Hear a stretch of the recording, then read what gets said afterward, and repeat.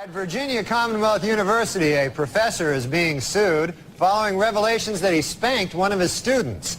It was the student's parents who first became suspicious when they asked, "What kind of marks are you getting?" And she replied, "Big red ones on my ass." So, for the fifth year in a row, People magazine has named John F. Kennedy Jr. one of its 50 most beautiful people. Meanwhile,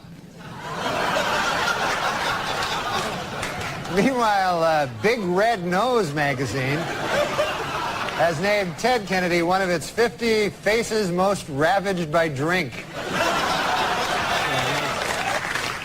Well, in Buffalo, Wyoming, a truck jackknifed this week, spilling hundreds of sticks of dynamite on the I-90 interstate, though officials noted that there is absolutely no danger as long as you're protected by magic. Yeah, I wish I was protected by magic. All right.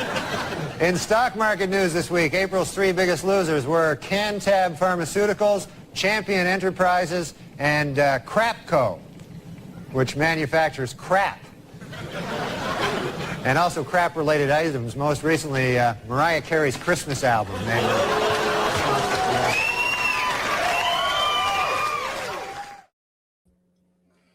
Welcome, everyone, to Read Out. Hope you like crap. No, I'm just kidding. This is good stuff.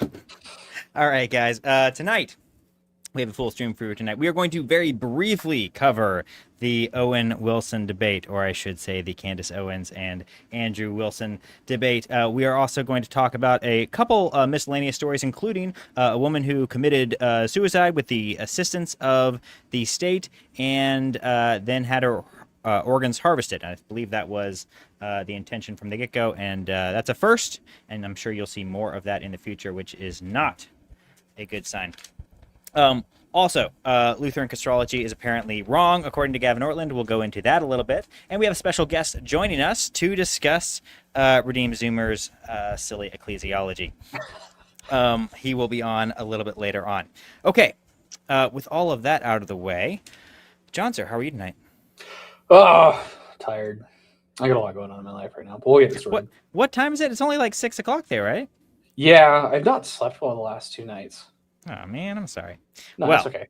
I'm also like trying to move to a new house that's closer to my office so that way I can stay up later. There you go. How's your car situation? Car's all sorted. We're all good. All right. Fantastic. Good to hear. Yeah. All right. You drinking anything tonight?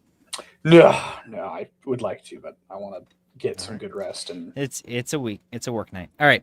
I am drinking some scotch, and I will be smoking you know what? I don't even know what this is. Random cigar that I grabbed out of my humidor. All right.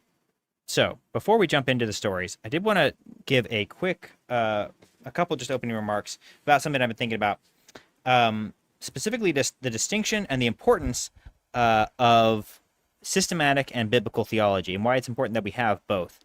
So there are two schools of thought when it comes to reviewing Scripture and doing exegesis, or really at a higher level, just doing theology, constructing theology from biblical interpretation. Exegesis being sort of the minutia, the detailed version of that.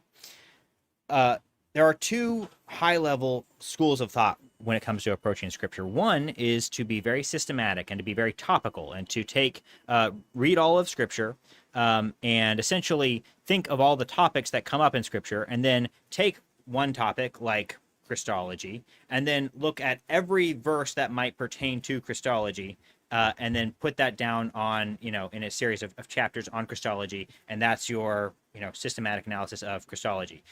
Or you take another topic like heaven or hell, and you look at every reference to it, and then you put those all in a single chapter. That's systematic theology, and then you try to make the whole thing work together into one coherent system.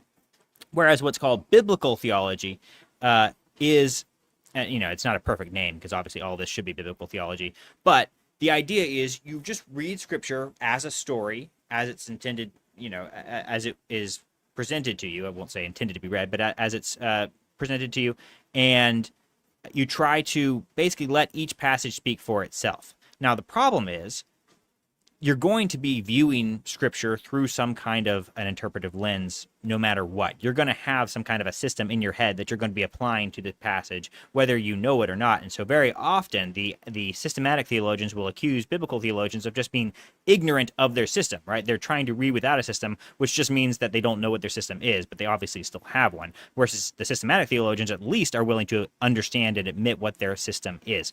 So that's one of the big critiques about biblical theology. However, the biblical theologians will critique systematic theologians as being basically eisegesis. They read their system into whatever passage they come to. So they determine a system, and then every passage will have to fit that system. And if it doesn't, then they'll kind of interpret it in such a way where it does.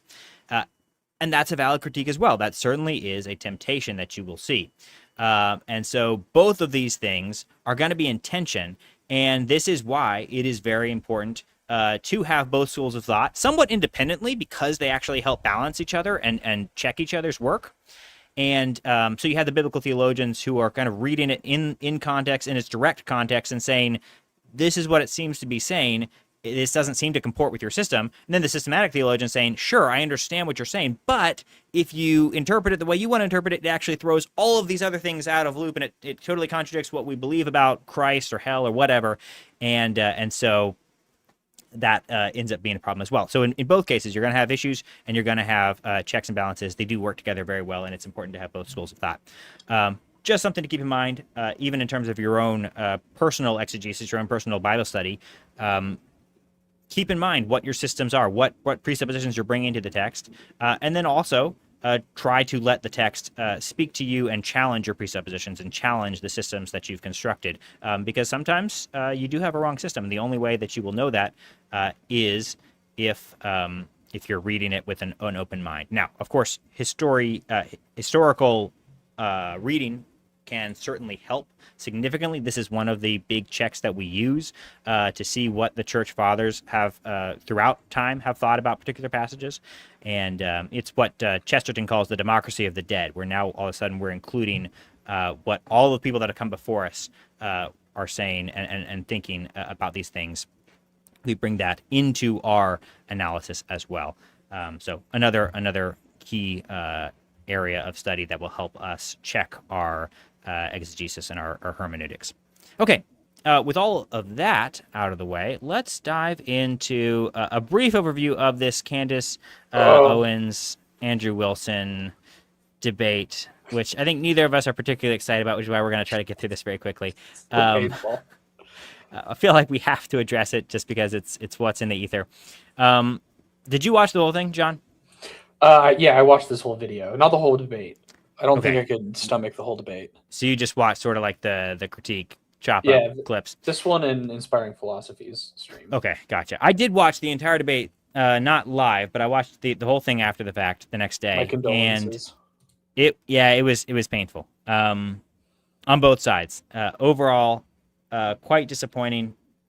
Felt like Candace's arguments were extremely underdeveloped. I'd heard a lot of them sort of from people playing clips of Candace, but she didn't make her own case any better than than the clipped up versions of it that I'd heard before. And many times throughout just makes these sort of logical leaps and doesn't seem to understand how logic or even debate works at times. No, Candace is insufferable. That's a given. But she could be right by sheer happenstance, I suppose, which is why it was frustrating that Andrew Wilson's takedown was not as thorough as I would have liked. I feel like he really didn't prepare for this at all. It felt like I went into it, and I don't care enough about this and haven't done the research, quote unquote. And so it kind of felt like, if I just rolled in and was just like pointing out, logical fallacies and just some things just sort of some internal critiques and taking down some things, saying that doesn't really rise to the standard that you're saying that it would rise to. But all in all, what I would have liked to see is something more than what I could have done myself, and an actual lining up of all the data and all of the the case against Tyler Robinson. And he didn't really provide that all that much. So too many, Mr. Noom, too many. Yeah. All right. She's good at her job, which is getting attention. That is true.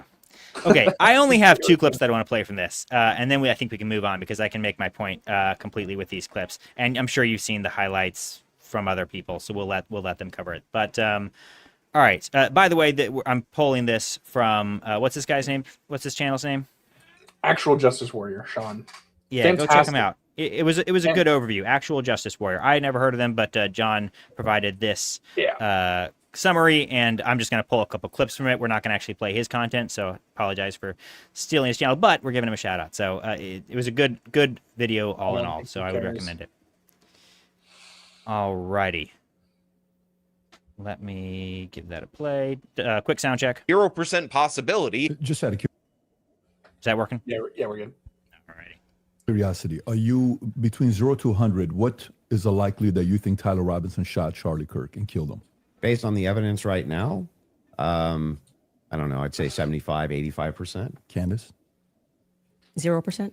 0%. I'm at 0. So With what we've seen in terms of the evidence, I'm at 0%. So not only, that maybe somebody was behind him as a patsy influencing him, you're not even saying that he didn't even shoot Charlie Kirk. and Right. kill him. I would, if you said, was he involved that day, as Right. I have consistently said on my platform, I would say yes, he was. I don't know what role he played, but as the shooter, 0%. 0%. All right, there you go. So, I mean, that is the biggest part of the clip, and I think that was so early on in the debate that a lot of people kind of forgot about that. And that is the standard that Candace set for herself. She later, when presented with any particular claim of an alternative theory, which would be important for, if the lawyers are going to try to use any of Candace's stuff in court, they're going to have to try to do so in a way that presents a credible alternative theory. And she backed down from pretty much every single alternate claim that she was making, whether it was the Jews or the French or whatever. She couldn't provide enough, much, if any, positive evidence. She provided, some of her own research that was unsubstantiated, receipts that she couldn't provide ultimately, and maybe more things will come to light in the future. But in terms of the hard facts that she was able to provide, very, very skinny. I won't say no evidence, because I think anything can technically count as evidence. The whole question is whether or not it's good evidence or sound evidence, and does the preponderance add up to make your case. But it was all in all, she kept backing down from sort of the more extreme versions of her claims, things that she pretty heavily insinuated in the past, and had obviously insinuated even in this debate, to the extent where she is 100% confident that Tyler Robinson did not shoot Charlie Kirk. So, I mean, that's an insane level of certainty for someone who has who backed down from every alternative position. So that was crazy, and I think that got lost in the 4-hour debate because that happened so early on, and then she kept kind of backing down from things where by the end of it you're kind of like, oh, well, if you're just kind of asking questions, I guess that's okay. But no, the standard she set for herself is that she knows that Tyler Robinson did not shoot Charlie Kirk.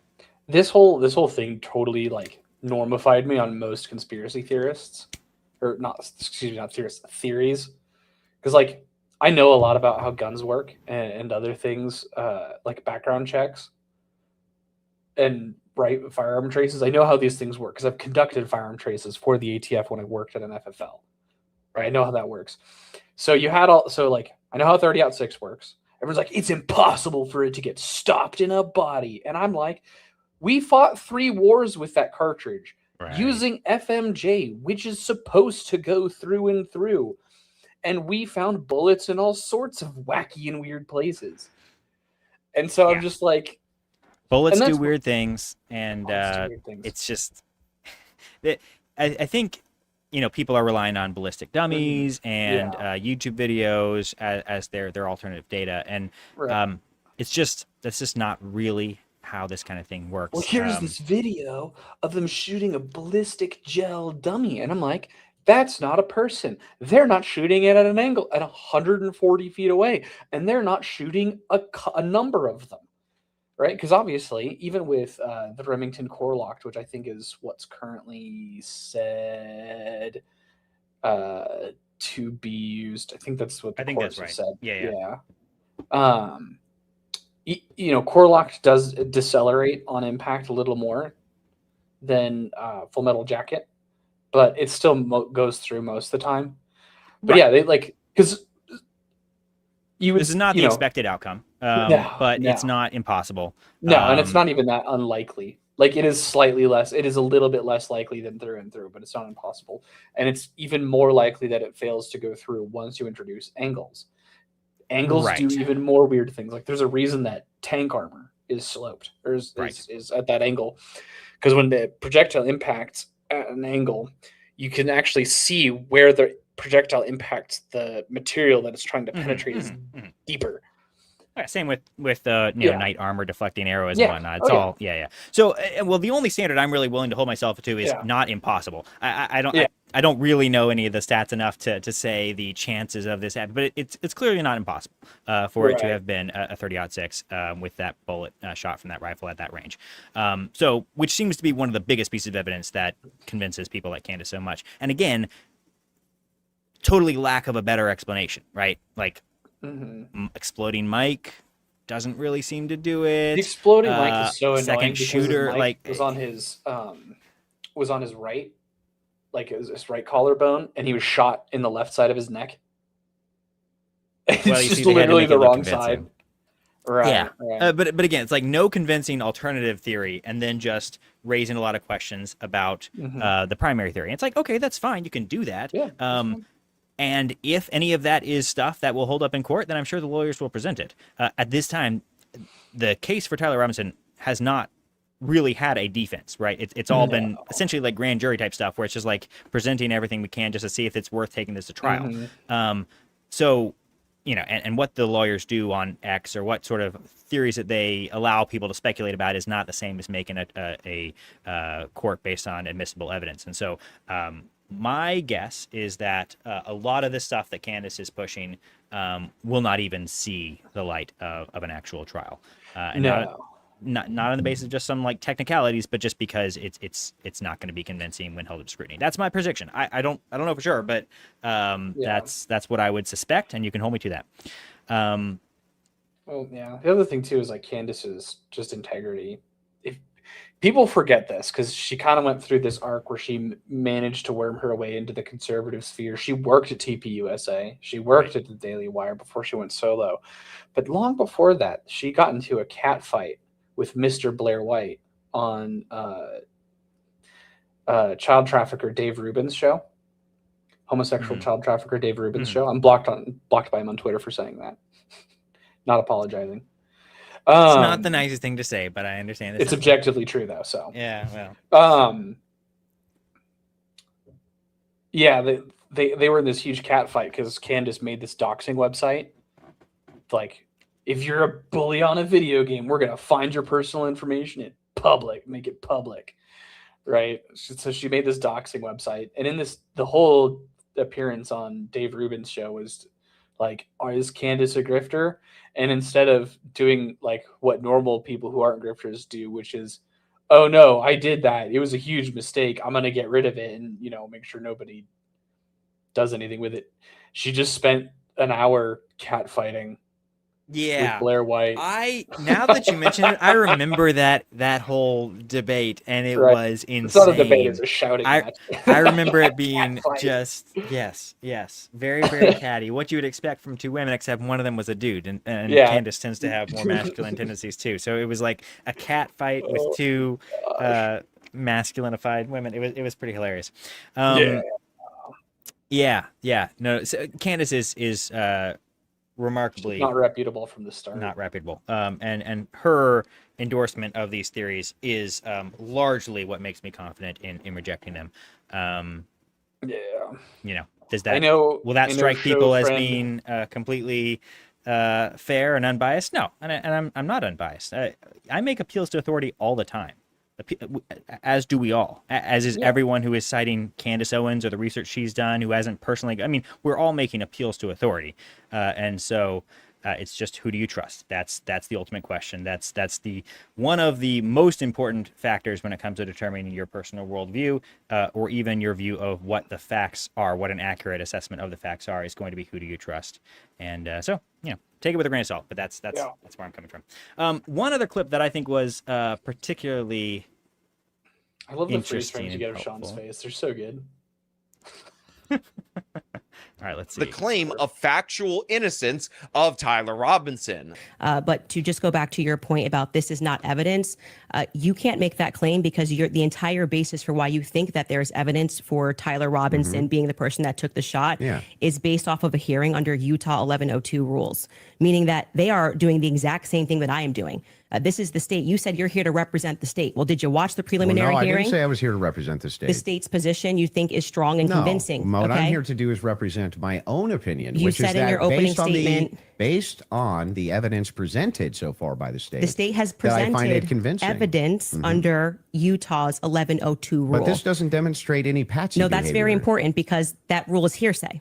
So you can't say at the same time, Great. Candace, you're not allowed to. And what that means under the Utah rule, which I'm sure you know, because I'm sure you watched the preliminary hearing and yourself understand what that means, is that the entire hearing was hearsay. It means none of that information that was presented is going to be allowed. The majority of it, the overwhelming majority of it is not going to be allowed at the trial. They're allowed to present when it's just a probative I hearing. don't think all the evidence that was put in was hearsay.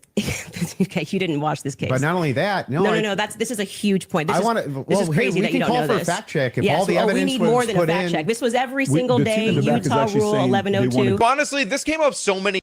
All right, so yeah, I mean, Andrew is correct that it was not all hearsay, as far as I understand. I did not watch the trial, so I'm just basing this off of other people's commentary. But Candace is correct that a lot of it was under that ruling, which brings me to really my concluding thoughts on this whole thing, which are we should wait for the trial and probably stop talking about it. You know, Michael Knowles has said the same thing, and I think that he's absolutely right. That's why he turned down the moderator position for this debate. It just doesn't. I don't think it does anyone any good. If you think that Tyler Robinson is innocent, then pray that his lawyers can, bring the evidence to light. I don't think you tweeting about it on X is going to increase his chances of getting a fair trial or anything like that. I don't really see the value in waging the popular campaign. And on the other side, I'm not sure that talking about it in terms of critiquing Candace's views does anyone all that much good either, which is why we're not going to spend much time on it. It's just hard to critique her views because, like, some of them aren't worth entertaining. Time traveling agents, Egypt. Like, the most compelling alternative explanation to me is actually the Israel one, even though I don't think that's what happened.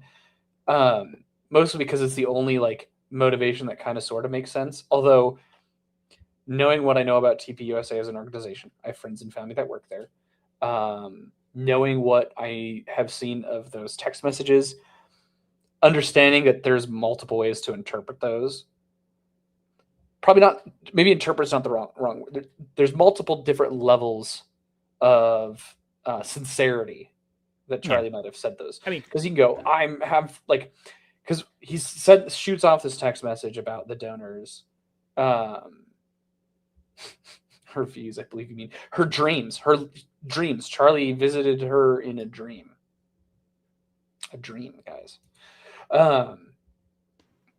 Yeah, who knows how serious that was? Maybe he was frustrated with one Jewish donor, and he rattled off a text message in his group chat with his staff, and then just never brought it up ever again, and went back to being Israel's top goy, which is what literally 90% of the people who now believe Israel killed him were calling him the day before. Right. The The idea that he was completely changing his view on Israel is, rather preposterous. His theology wasn't changing, and the other thing too is he's kind of in the position I'm at, where I feel like Josephus, where he's trying to keep the Jews and Israel from being stupid and self-destructive. Right. Not that they'll listen to him, they didn't listen to Josephus. But while we're on the Jews, this was a good point that this particular video made. One of the first things we saw was this push to make us all think and remember how much he loved Israel. It's because the prime minister of Israel, who's fighting a 27-front war, felt that he needed to come do a little mini tour and to be, strangely, to state that I did not kill Charlie Kirk, when nobody was having that thought that I can remember. Nobody was going, I wonder if Bibi Netanyahu killed Charlie Kirk. So one of the other things that I found quite annoying about this conversation. Well, I'll just make the point rather than letting him do it. Basically, yes, people were saying immediately, like the day I of, watched it that happen in it real was time. probably the Jews. Like we all know this. This is always anytime anything cataclysmic happens, everyone blames the Jews. So like that's just patently false. Netanyahu, she says Netanyahu was like out of the blue saying we didn't kill Charlie. No, he said so in response to a media question that was directly, did the Jews have anything to do with this? And he said, no, that's ridiculous. I have very strong it's negative just- opinions on Netanyahu, but I watched it happen in real time. Yeah. So I mean that 'Cause was a lie. I was following at the time. I was following a lot of those like kind of parapolitics conspiracy theorist channels. I'm still mutuals with some of them. One I lost because because the serial numbers weren't traceable on the firearm that Robinson used, and I'm like, yeah, that's how traces work. It's just like if it's an old enough gun, or if it was transferred at all in a private sale, a trace is meaningless. So whatever. Right. But I literally was watching them I watched that happen in real time because I follow a lot of those guys. I still follow a lot of those guys that are like super Israel did everything wrong. And I watched them. Israel did it. And then a couple, a day or so later, hey, we didn't do this one. And it was like, see, they did it. And why are they denying it? It's so weird. I'm like, you've been blaming them. Oh, it's so frustrating. Yeah, this one really turned me into a bit of a normie. I'm still a little schizopilled here and there, but fair enough. Well,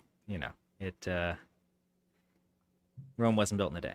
All right, we've got our guest, which I don't actually know his first name, so we'll just bring him on and call him Confessing Concord. What Confessing up? Concord, how are you, sir? I'm good. My name's Josh, by the way. Josh. All right, Josh. Good to meet We're you, all Josh. J's on here. There we go. The James, J Just Trinity. John, and Josh. Well, welcome, Josh. Glad to have you. You've been in the Discord for a few weeks now. We appreciate having you there. And we appreciate you coming on today. We did have another guest lined up, but his wife is having a baby, and so Josh was kind enough to fill in last minute.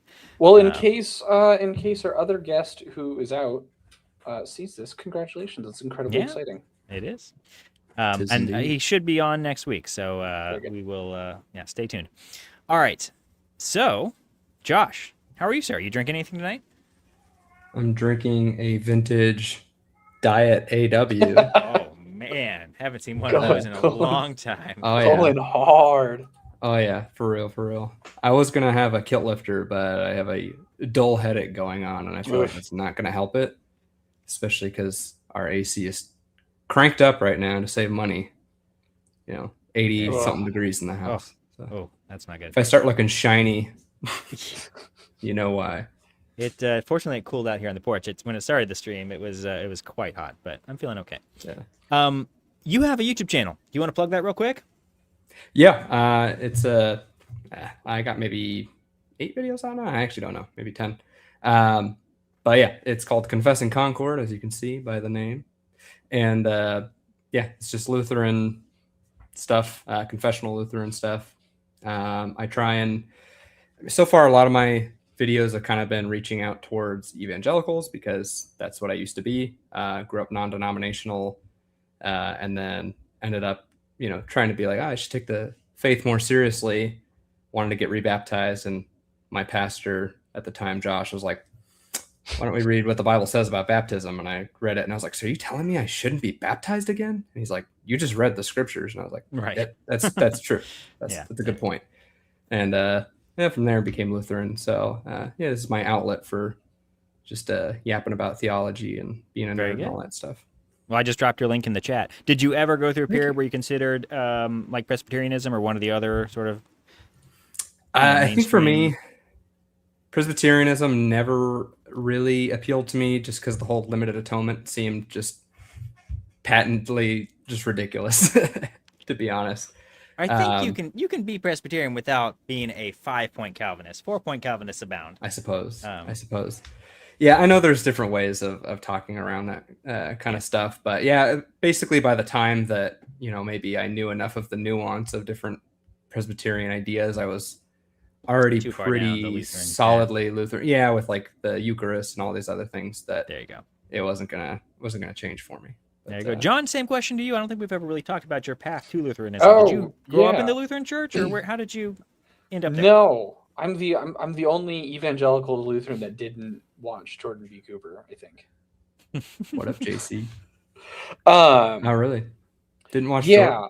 I mean a little bit here and there, but it wasn't like essential. Because like what I did is it was similar in that it was just mostly reading the scriptures. But there was this gal in like the Facebook groups that I kind of sort of liked, and she went Roman Catholic. So like, oh, explore this, see what's up.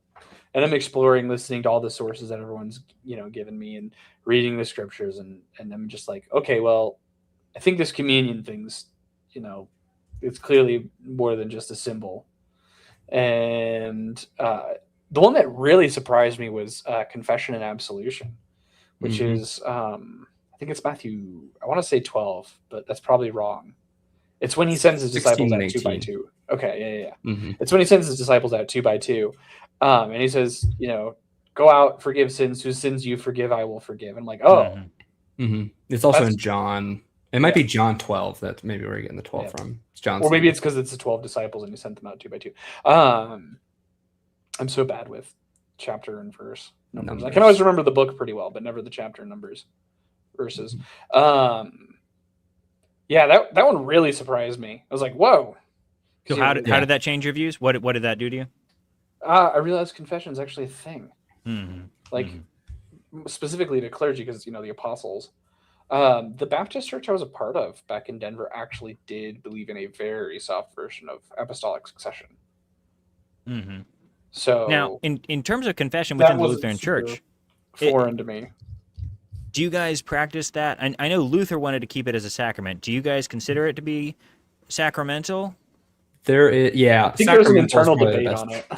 Sacramental is probably the best term that everyone could agree with, because those that would say, oh, it's not a sacrament would only say so because there's not a very obvious physical means. And like a physical means is one of the things that they say, okay, that's why we have baptism in the Eucharist. There's like physical elements available there.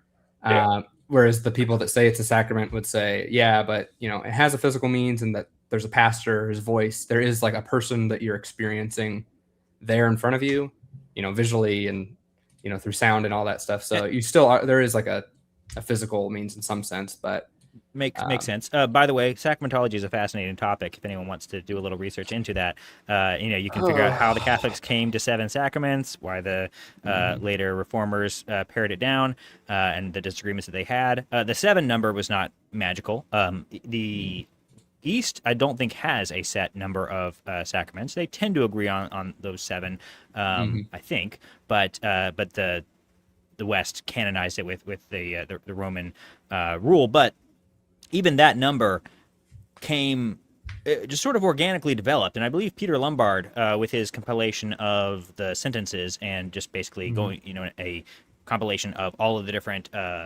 views on from the different church fathers throughout time before him, he put together this work that was basically the textbook that everyone would study at the time, and on the so it's like a systematic theology, like I was saying, going topic by topic, and the part on sacramentology, he basically listed out 7, and that's what everyone kind of worked with from then on.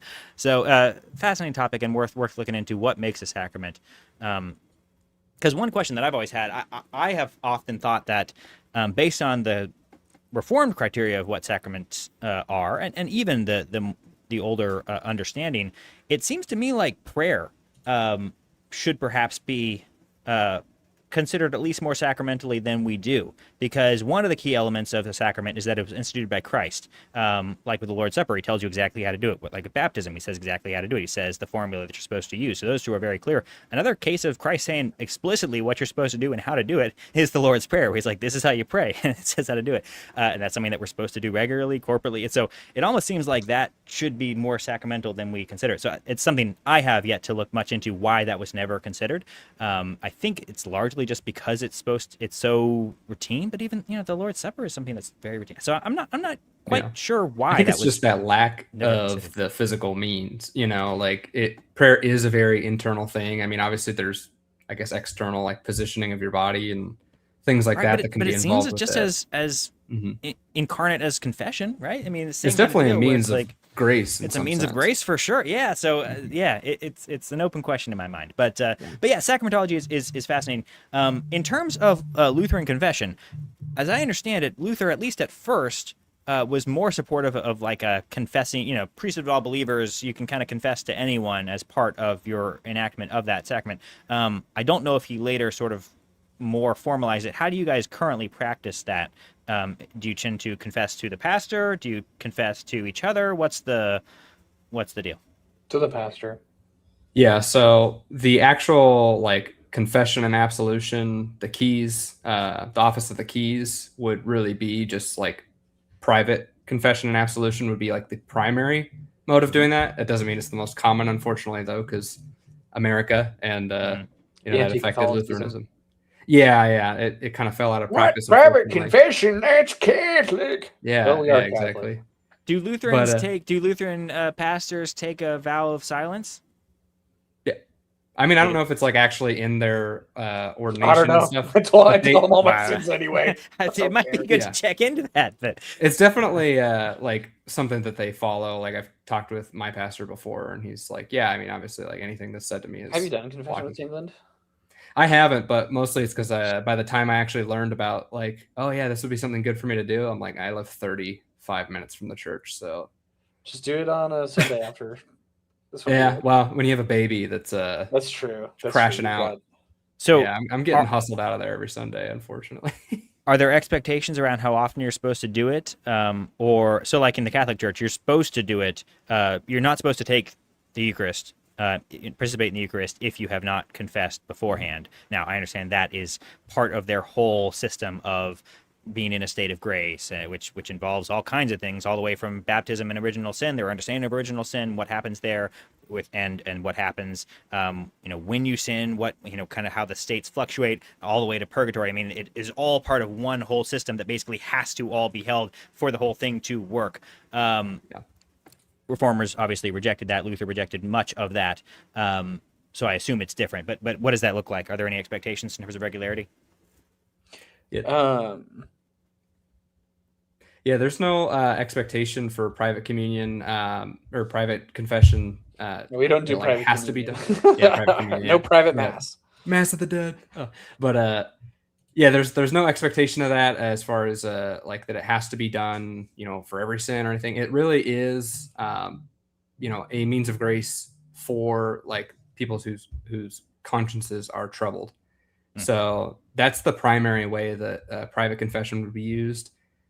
Is that, hey, like I know that I'm forgiven. I know that I normally receive the Eucharist. I know that I'm a baptized child of God. My sins have been washed away. All this stuff, but this sin was pretty bad, or I'm just particularly caught up over it, and like the devil's really hounding after me and make me feel guilty, and I need to talk to the pastor about this, and he can look you in the eyes and say, okay, yeah, you're forgiven, and like he has the authority to actually forgive your sins in that sense. So it's like a thing for the conscience primarily.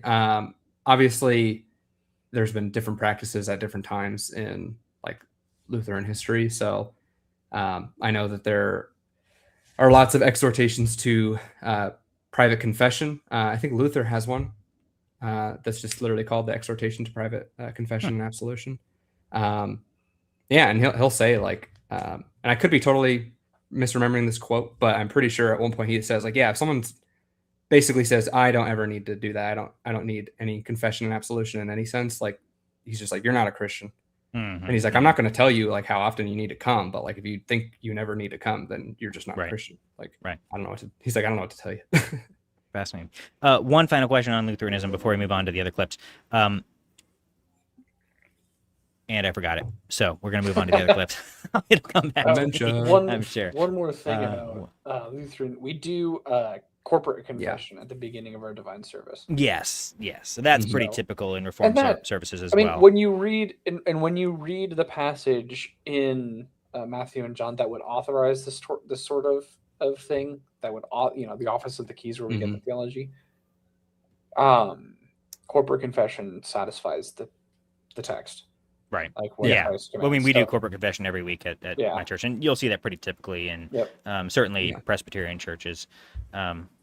Fascinating. I did remember my question. It's basically how often is law and gospel mentioned? Is that like every single week? It's just a sermon on law and gospel. Should be. It's usually not That's a explicitly stereotype, mentioned.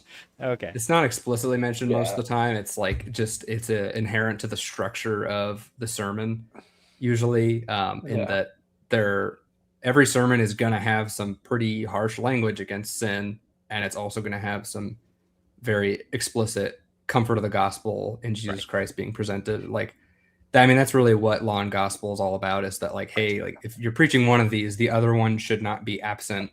Right. You know. Yeah. Cheer up. You're worse than you thought, but God's grace is greater. Yeah. Exactly. Yeah. No, it's a good message, and I really You respect deserve Lucas' nothing. emphasis. God gives you a lot. Take what he gives you and be grateful. All right, gentlemen. Well, I sent you a number of topics. Does anyone have a preference on where we go next? Because I don't think we're going to be able to get through everything, so let's be somewhat selective. Real quick, I guess if no one has a different preference, I will share my screen and go with this, just since we've talked about it before. There's this funny will they, won't they debate drama going on with Jesus and whatnot and Jay Dyer. It's pretty hilarious. So Jay called into Jesus and whatnot. So, you know, we covered they had a rather unsatisfying call in when Jesus and whatnot called into the Jay Dyer stream anonymously, and they were trying to talk about the Filioque, but Jay Dyer kept directing it to his paradigms and tag essentially, and wasn't willing to talk about anything Thomistic or that might be coming from a Thomistic lens if first Jesus and whatnot wasn't willing to explain why Thomism was correct at a paradigm level. And so they really couldn't get anywhere, which is somewhat typical of these types of conversations and typical of Catholic Orthodox conversations in general.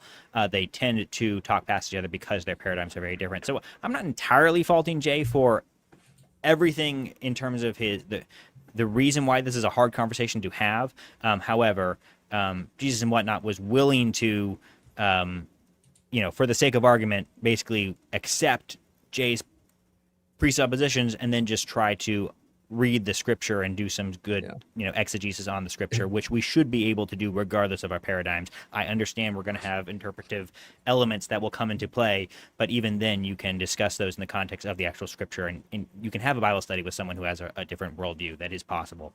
It really seemed like Jay just either I doubt it's this, that he doesn't know that like an internal critique is possible or rather that he just didn't want to hear it. But it's like an internal critique can be possible where someone says, I grant everything you believe, and let me show how now let me from show your you why it viewpoint doesn't make sense it's because one of Jay's beliefs is that the Bible is 100% true, and so if you read scripture that seems to contradict it, that should be something that challenges from internally. Yes, absolutely. So anyways, that happened, and then Jay called into Jesus and whatnot from the bathtub, I believe, which was a funny video to watch. I don't know exactly the timestamp on that. I don't think it was AI, and it was entertaining, but I kind of moved past it. I didn't really look much more into it, but it was funny. There was no video involved on Jay's side, but he was splashing That's around. the last thing on earth I would want to see. And then was he still eating chips aggressively in the bathtub too? You think? He might have been. I don't quite recall. Potato chip crumbs floating in the water. Who will help Jay find his pair of dimes? Jay Jay blocked Jesus and whatnot later on, and then somehow Christian B. Wagner got pulled into it. I think because Jay and Christian have talked in the past, and that didn't go particularly well. Well, Christian actually did pretty decently and landed a few good punches.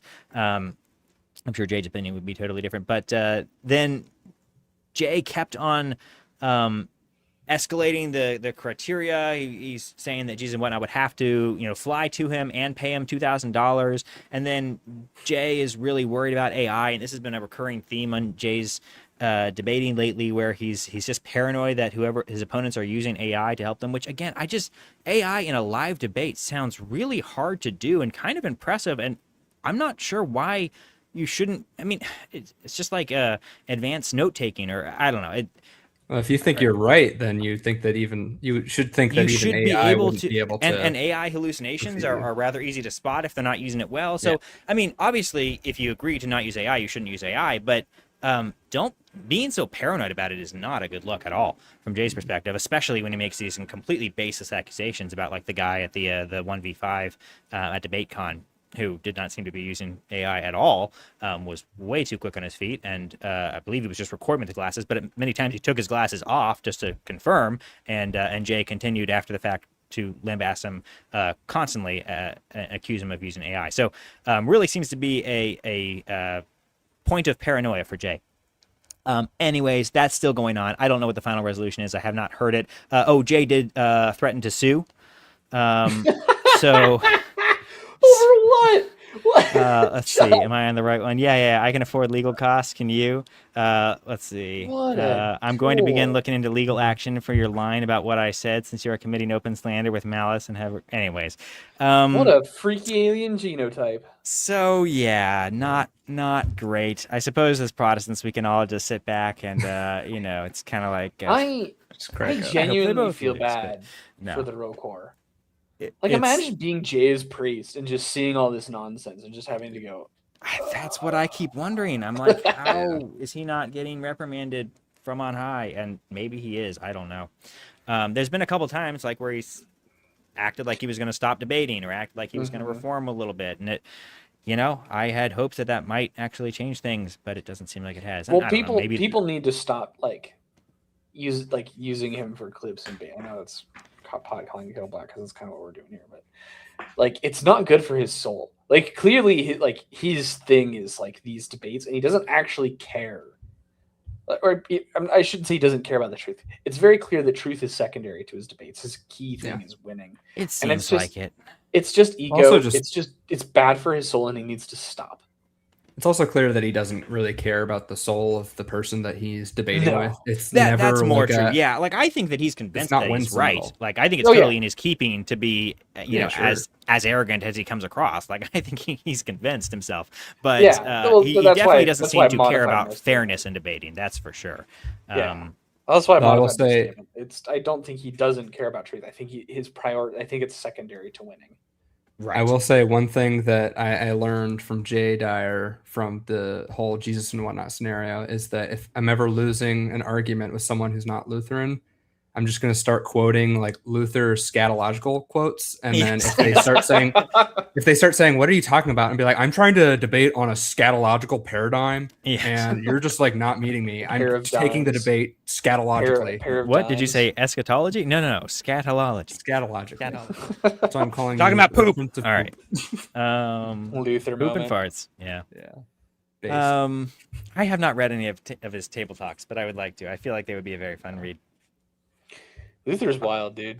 Have you seen the Lutheran insult generator? No, it sounds like a good time. It just pulls random quotes and you can use them as insults. It's so good. That's funny. All right, so this, I don't know who Colin Rugg is, but he just happened to be the one who presented this clip. This is, what is her name? Lindsay. No, I'm forgetting. We're doing this story. Yeah. There we go. Rim. Lindsay Clancy. The bitch who strangled her kids. She allegedly, I should say. I suppose I have to say that. She admitted to it. as Norm says, allegedly, but really. You still have to be careful and want to use allegedly because of legal stuff, because she's not yet been convicted, blah, blah, blah, blah, blah, blah, blah. Yes. You could be liable for slander. Understood. This, but I can still call her a bitch without being. That's not technically considered slander. So, that one is objectively true. She has been convicted in the court of law of being a bitch. The objective bitch who allegedly strangled her children. And it's brought about a rather remarkable flurry of support. Some of it very full-throated, which is surprising because no one really seems to disagree on the facts. I mean, I understand that she hasn't been proven in a court of law guilty, but I believe even her innocent plea is on the basis of insanity or drugs or she was sad or whatever. And so no one seems to disagree on the fact that she strangled her kids, which should be enough to temper your compassion. But we do see clips like this from a fellow member of the female dog variety. Let's see if this plays. Yeah. The Lindsay Clancy trial. Audio check? Yeah, you're good. Yeah. All right. is going to be one of the most significant trials of your lifetime. We are all experiencing something completely unprecedented. Never before have we seen so many mothers and women rally behind somebody who confessed to killing her 3 children. And it is not because we cannot hold women accountable. Many of us see ourselves in Lindsay.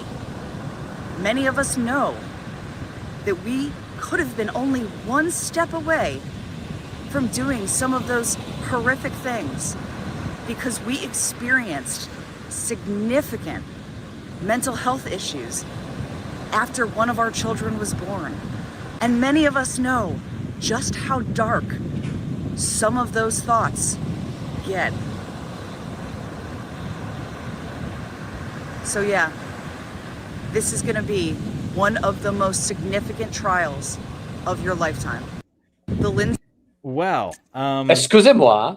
Qu'est-ce que that le should fuck? terrify all unmarried men, and maybe married men, depending on who you married. But Good Lord. certainly in the selection process, ask them what they think about this Lindsay Clancy character. Good 'cause- Lord. Oh my goodness! I don't think there's really anything to say about this except for this is abhorrent.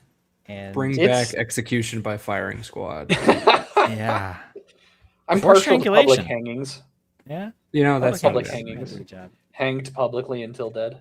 Drawn and quartered, perhaps. No, that's a little Yeah. too gruesome. We're not savages. We're not We're animals. not, we're not savages. Just hangings. I wouldn't But mind a she good is, burning at or the stake. allegedly. That's fair. That's probably one of Um, the cleanest ways to go. Well, it's one of the most brutal, painful experiences. Yeah, no, but, it's like, not. It's probably got some of the least cleanup. Just edgy boy streaming tonight. I was about to say we've done the preferred execution I style know. stream before, so we don't need Yeah, to just if I have, rehash to, I that have all. to get executed. Just, but I I would guess just what want we- to say. Go ahead, I would just want to say, like, I mean, it's not surprising to me that people are rallying behind her because liberals are just literal, like, demon possessed, insane people. But I just don't understand the art because, you know, everyone has hormones or different things going on. So it's like, so what? Are we going to have like a teenager going through puberty that's like really angsty and then they like murder people? And then it's just like, well, they're just a teenager and they, Yeah, you've been a teenager before. they had hormones, you know, and it's like, yeah, I mean, a hormone like situation can affect someone like drastically and affect their mood. But if we can't hold them accountable, then you can just come up with a reason for anything. This you know, is the why distinction someone between man and animal, right? And if you Yeah. forget this, then it's going to affect your view of man. If you reduce yourself to someone who is just controlled by your hormones and your emotions, and you'll be like a woman. Then you'll be like an animal. And that's not good. Even women need to control themselves as best they can. And fortunately, God gave you a helper in your man, or perhaps I should say vice versa, gave This is you all as a Freud's helper to doing. your man to help him understand the emotional side of things, because that is actually a good in and of itself and very valuable way of looking at the world. But it does get dangerous when you try to live your life divorced from reality and rationality. And what is it? I'm forgetting the name of the actor, but there's that movie line where the lady asks, I wish I could remember his name, but anyways, asks the character he's playing is a writer and says, "How do you write such convincing women?" And he says, "Well, first I imagine a man, and then I remove all accountability and rationality." Anyways, I'm paraphrasing, but good movie. All right. So speaking of crazy women, this one is genuinely heartbreaking, but and sickening. So a woman. This is the first time this has been recorded in. This has happened where you have assisted suicide and organ harvesting paired together. And considering how assisted suicide is already very advantageous for the state, this is something that you're going to see much more of. They're already pushing it in Canada. I've heard stories of people going in with, a broken femur or something that's really painful, and the doctors are saying, well, just as an option, would you like to kill yourself? And it's baffling. But and I don't know how often that happens, but it is definitely something that the government is going to continue to push, and more as they see it as being altruistic, if they can harvest your organs. I guess it's nice that they at least ask, unlike the People's Republic of China, but it still is pretty ghoulish in my humble opinion. Do you guys see the story? Not Only when you send it. organ harvesting's new. I followed MAID, as they call it in Canada, Right. medical assistance in dying, which is Yeah. what a grotesque thing. No, there's some insane cases with MAID. Like there was a disabled veteran in Canada who just needed a ramp installed into his house so he could wheelchair up and down his front porch. And they're like, "Oh yeah, that's a problem. Have you considered killing yourself?" Yeah, that's going to be kind of expensive. Maybe a bit of a burden on What your if we family. just- I mean, What if you just killed yourself instead? He's like, "What are you doing? I just want And- you're literally supposed to give me this ramp for my house because I served this country." And they're like, "Nah, kill yourself." Organs are very valuable. Like on the Yeah. black market, these things cost a lot of money. And so if it's like we could spend hundreds of thousands of dollars to keep you alive, or we could make hundreds of thousands of dollars from selling your organs, which do you think the state's going to push? So it's simple economics here. Yeah. Well, it saves it saves them money. Like they have this really expensive system that it really stretches their tax base and economy, and it's just so much cheaper to be like, "Well, have you considered ending it all? Have you considered hitting Alt F4 on your operating system?" Exactly. Let's see. I didn't. It's Australia. That's where that happened. By the way. So hopefully not coming here soon, but wouldn't be surprised. I think some blue states are trying to do it.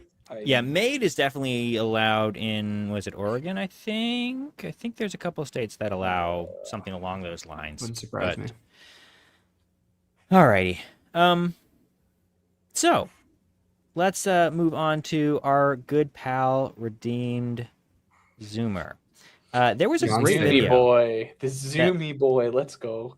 I would highly recommend from Ancient Past TV. We've played a clip from his channel before. I just recently discovered it, and it is quite a good channel. A little dry, but I enjoy it. It's very informative, documentary-style content, well delivered, and easy to listen to, and well-paced. This is a particular one, answering Redeemed Zoomer's charges of schism, specifically with the Orthodox Presbyterian Church, the OPC, which it would appear that Ancient Past TV is a How member of. many Presbyterian churches are there? I'm sorry. So yeah, Eight. for the uninformed, there's a lot. There's What is the so the lesbians are the PC USA. That's what Right. Zoomer is a part of. Right. Then there's Well, I the mean, look at him. PCA Of is course like the he's part of second the biggest, I lesbians. He believe. fits right in. Yes, I'm sure That's you a got to cheap see shot. I don't know if you'll ever see this. Richard, we love you. We'd love to have you on. Then there's PCA, Presbyterian Church of America, and then there is the OPC, and then which is a little bit more conservative. The old joke is that PCA stands for pipe, cigars, and alcohol, and OPC stands for only pipes and cigars. They tend to be a little bit less into alcohol, a little bit more on the teetotaling side, although they wouldn't say that alcohol is a sin. But then you go RPCNA, which is Reformed Presbyterian Church of North America, which was basically founded as a teetotaling church. Like they were founded during Prohibition because they wanted to keep doing Prohibition things or something like Is that. I forget RPCNA exactly. the one that goes crazy on regulative principle too? Yes, that would certainly comport with my understanding of them. I'm sure there's more to it, and they. I think Reformed Renegade, who I believe is RPCNA, has argued that they really hold a truer claim to being, the mainline Presbyterian Church. So there might be a more complicated side to their history. I'm not as familiar with it. My family had kind of funny evolution in our church. Personal church history. When I was very young, we were at an RPCNA church, and then we went to an OPC church for probably about 5-6 years, and then moved to a PCA church when I was probably about 10 or 11, and that's where I was, and that's where I've been ever since. He's schismatic, you. How Exactly. dare. How exactly. very dare. Cursed by God, frankly. Apparently. So, anyways, No, OPC not is cursed something by that God, just cursed by Richard. Cursed by Yeah. Richard. I do appreciate Same the OPC. I have a strong appreciation for. What are you guys talking about? I have a strong appreciation for J. Gresham Machen, who founded the OPC after he was defrocked by the PC USA. He was a disciple, understudy of B.B. Warfield, who is one of my favorite theologians, a As long as Princeton it's not theologian. Netanyahu. Yes, well, the other BB. The better BB. The better BB, the BBB. And so I like Better Machen. Business His Bureau. book, Christianity and Liberalism, is a great book. I think even Richard would agree with that statement. That is a solid book, that it's essentially promoting the fundamentals of the faith and explaining why liberalism is a completely different religion. You cannot speak of Christianity and liberalism as being two elements within Christianity. They are two separate camps altogether. And he makes that argument very convincingly in a short 5-hour audio read. Okay. So, recommend it. Okay. Now I got a quick question. Yeah. I don't know too much about RZ's standards because I actually don't listen to him super closely on a lot of things. I follow him on Twitter because he's funny. But his standard for schism or not being schism is if you're removed. Like if you are removed from the church and you're still Orthodox, you're not in schism. So if the PCA guy, OPC guy. whatever. It doesn't matter. Whatever. The guy you were just talking about, who just wrote this book, was Machen. defrocked from the PC USA. Yes, he was defrocked, which He means says that he that's not the was same returned as to a layman. He was excommunication. not kicked out. Okay. Also, he was technically defrocked by a body that had the authority to defrock him, although he considered it to be an unjust defrocking. Richard considers it to be a justified defrocking. And so just because you were disciplined for something that you did that, they had the right to discipline you over, and then you up and took your ball and left, Richard considers that to be invalid. So Yeah. that's Richard's stance. I had the same question as well, but I've listened a little bit more to RZ since then. He justifies the defrocking by saying, because Machen tried to set up his An own independent parachurch. mission board. Yeah, a wasn't even parachurch, like mission organ. Yeah, right. I Wasn't think his it's own church. considered It's just- parachurch, but yeah, it's not like a parallel church, but a parachurch organization. Right.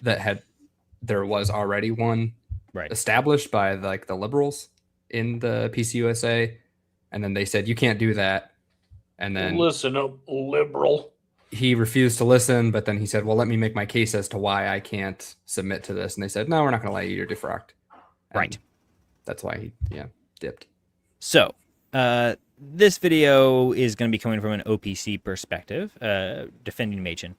However, he does go into Redeem Zoomer's arguments in general and points out how frequently Redeem Zoomer references a few of the framers of the Westminster Confession and a few theologians after the fact. He references, I believe his name is it Nevin? I forget exactly what his name is, but there's a theologian who would have been a contemporary, I believe, of Warfield and Machen, who had a different perspective, more aligned with Richard's view. But Richard will definitely, pick out these particular theologians that he likes. Robert Bailey. And Rutherford, Bailey I think. and Rutherford are the two big ones that are from the time of the Westminster Divines. Although Bailey, I don't recall if he was a voting member. Rutherford was not. Rutherford was an extremely respected member from Scotland, but I don't think any of the Scottish participants had a vote because they were Scottish, and it was an English organization. So I think he was there more as a consultant.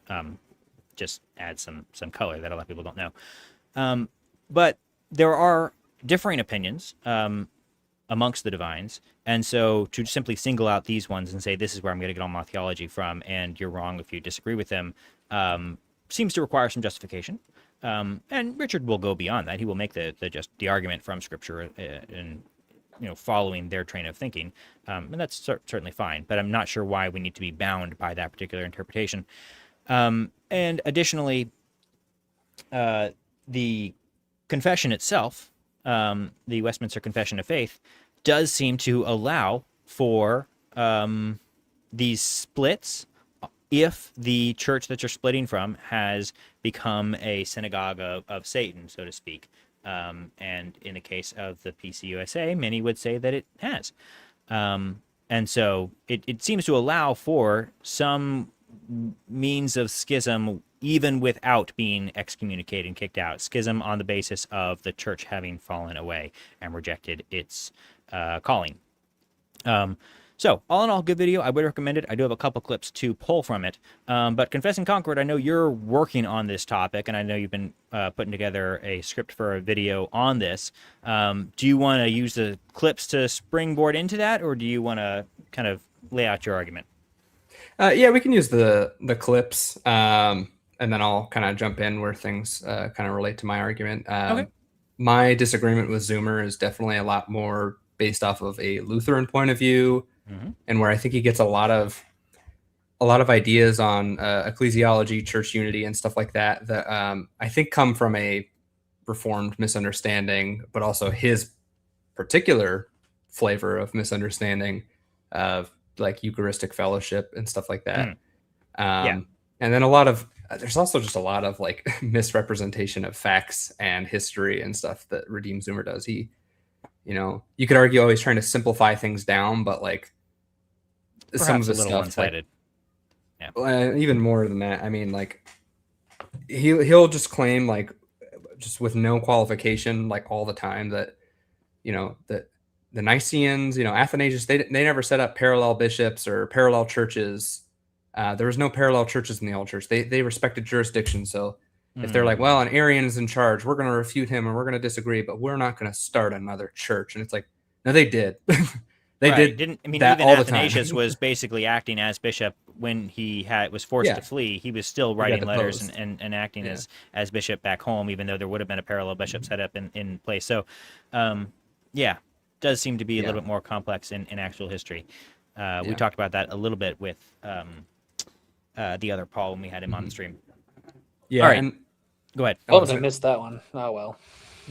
Well, one more thing I was going to say too is that I don't know. I haven't gotten as much into like whether or not Machen is schismatic because frankly, I don't really care. I'm not Presbyterian, but I definitely, he had a debate with an OPC guy, Richard did. And that was probably the best response that I've seen by a Presbyterian to him. And there was one thing that he said that I thought was pretty good that I think RZ just kind of totally gets thrown out of the window by his viewpoint, where it's just like God can also providentially use like sinful actions and things to like allow better things to come about. So even if you want to say Machen was wrong to start the OPC, like the fact that people are actually getting, the gospel preached to them and sacraments administered and stuff like that is, it's hard to say, hey guys, leave your OPC church where you're actually like have a good community of believers around you. You're hearing the gospel. Go to some place that has some person in like a freaking rainbow stole. Exactly. There come an abortion stole. Yeah, there comes a time when what's done is done, and this is another thing we got into with the other Paul is this idea of sort of what he calls ecclesial Machiavellianism, which I think is kind of a delightful term, but where you kind of use the levers of power that you have available to you in whatever part of the church you're at, which is what Richard is doing, right? I think that's great. I think it's great to fight it out, brawl it out within your congregation or within your denomination. But then telling other people who are in faithful gospel preaching churches to leave their churches in a potentially schismatic act and go join a church that is just ripe with all kinds of problems. That seems to be perhaps not the most prudent. And not even the exhortation to just leave. It's the instilling of fear that they're cursed by God and stuff like that. And it's like, you need a lot of evidence to make that claim, man. Exactly. All right. Well, let's jump in thoughtfully. So you can provide the Lutheran perspective and tell us why we're all wrong over in the Reform side, and I can just provide color commentary on the Westminster Confession. Works. The Westminster Confession has been the statement of faith for Presbyterians for most of 4 centuries. It seeks to maintain the Church's unity and purity. It says that the purest churches under heaven are subject both to mixture and error. This answers the schismatics who would insist that they don't have to submit to an imperfect church. But the confession goes on to say, and some have so degenerated as to become no churches of Christ, but synagogues of Satan. The confession seems to explicitly recognize that apostasy can make a church like the PCUSA illegitimate. But Mr. Ackerman strongly disagrees.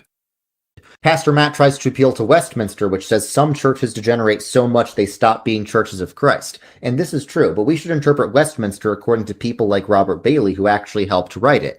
And according to Bailey, churches which permit heresy to be taught have not necessarily become false churches, because he calls such churches true churches from which separation is not warranted.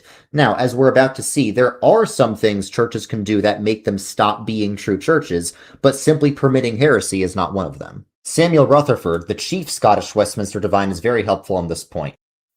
All right, so there you get it. Both of his big guys, and it's okay to have particular theologians that you really admire.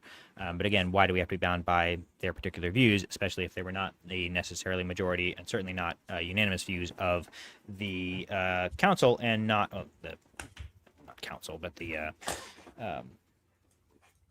conference. What do you call it? Westminster. What is it called?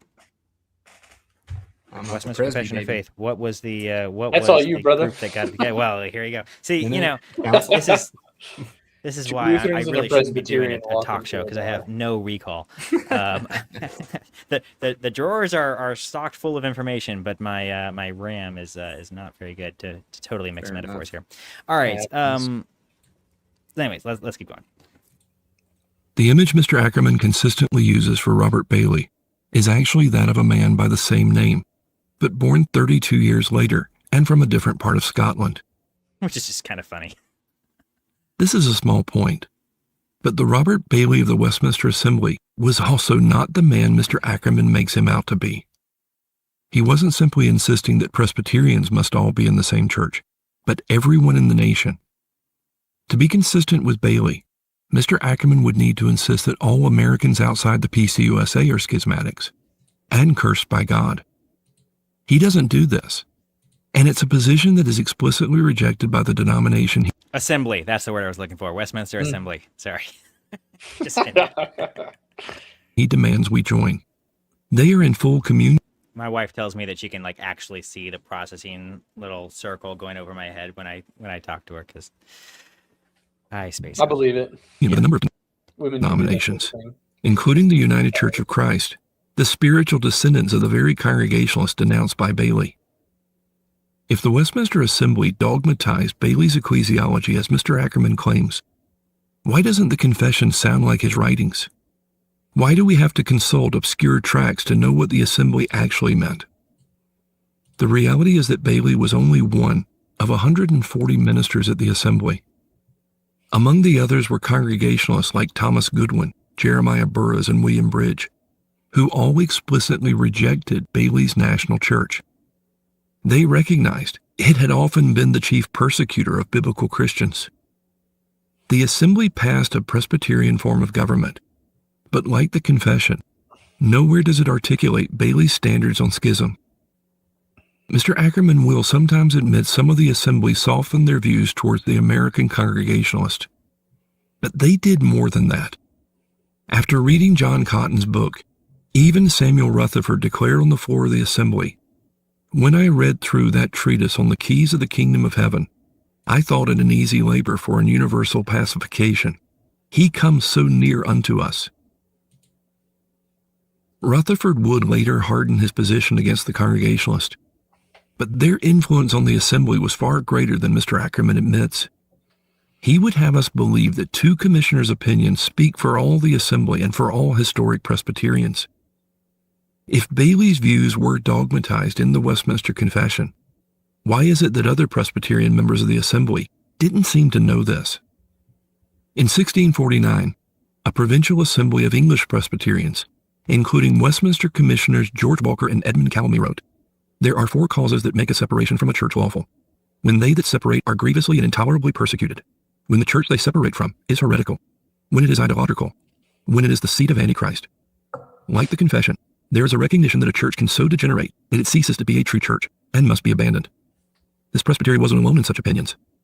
James Durham was a Presbyterian minister and was appointed professor of divinity at the same school as Bailey. He wrote in 1658, "If it be no church, such as Babel was, a total separation is necessary." That recognition was there from the beginning, but it came to dominate when the Covenanter cause failed. Bailey, Rutherford, and much of the Scottish Church strongly supported the restoration of King Charles II to the throne.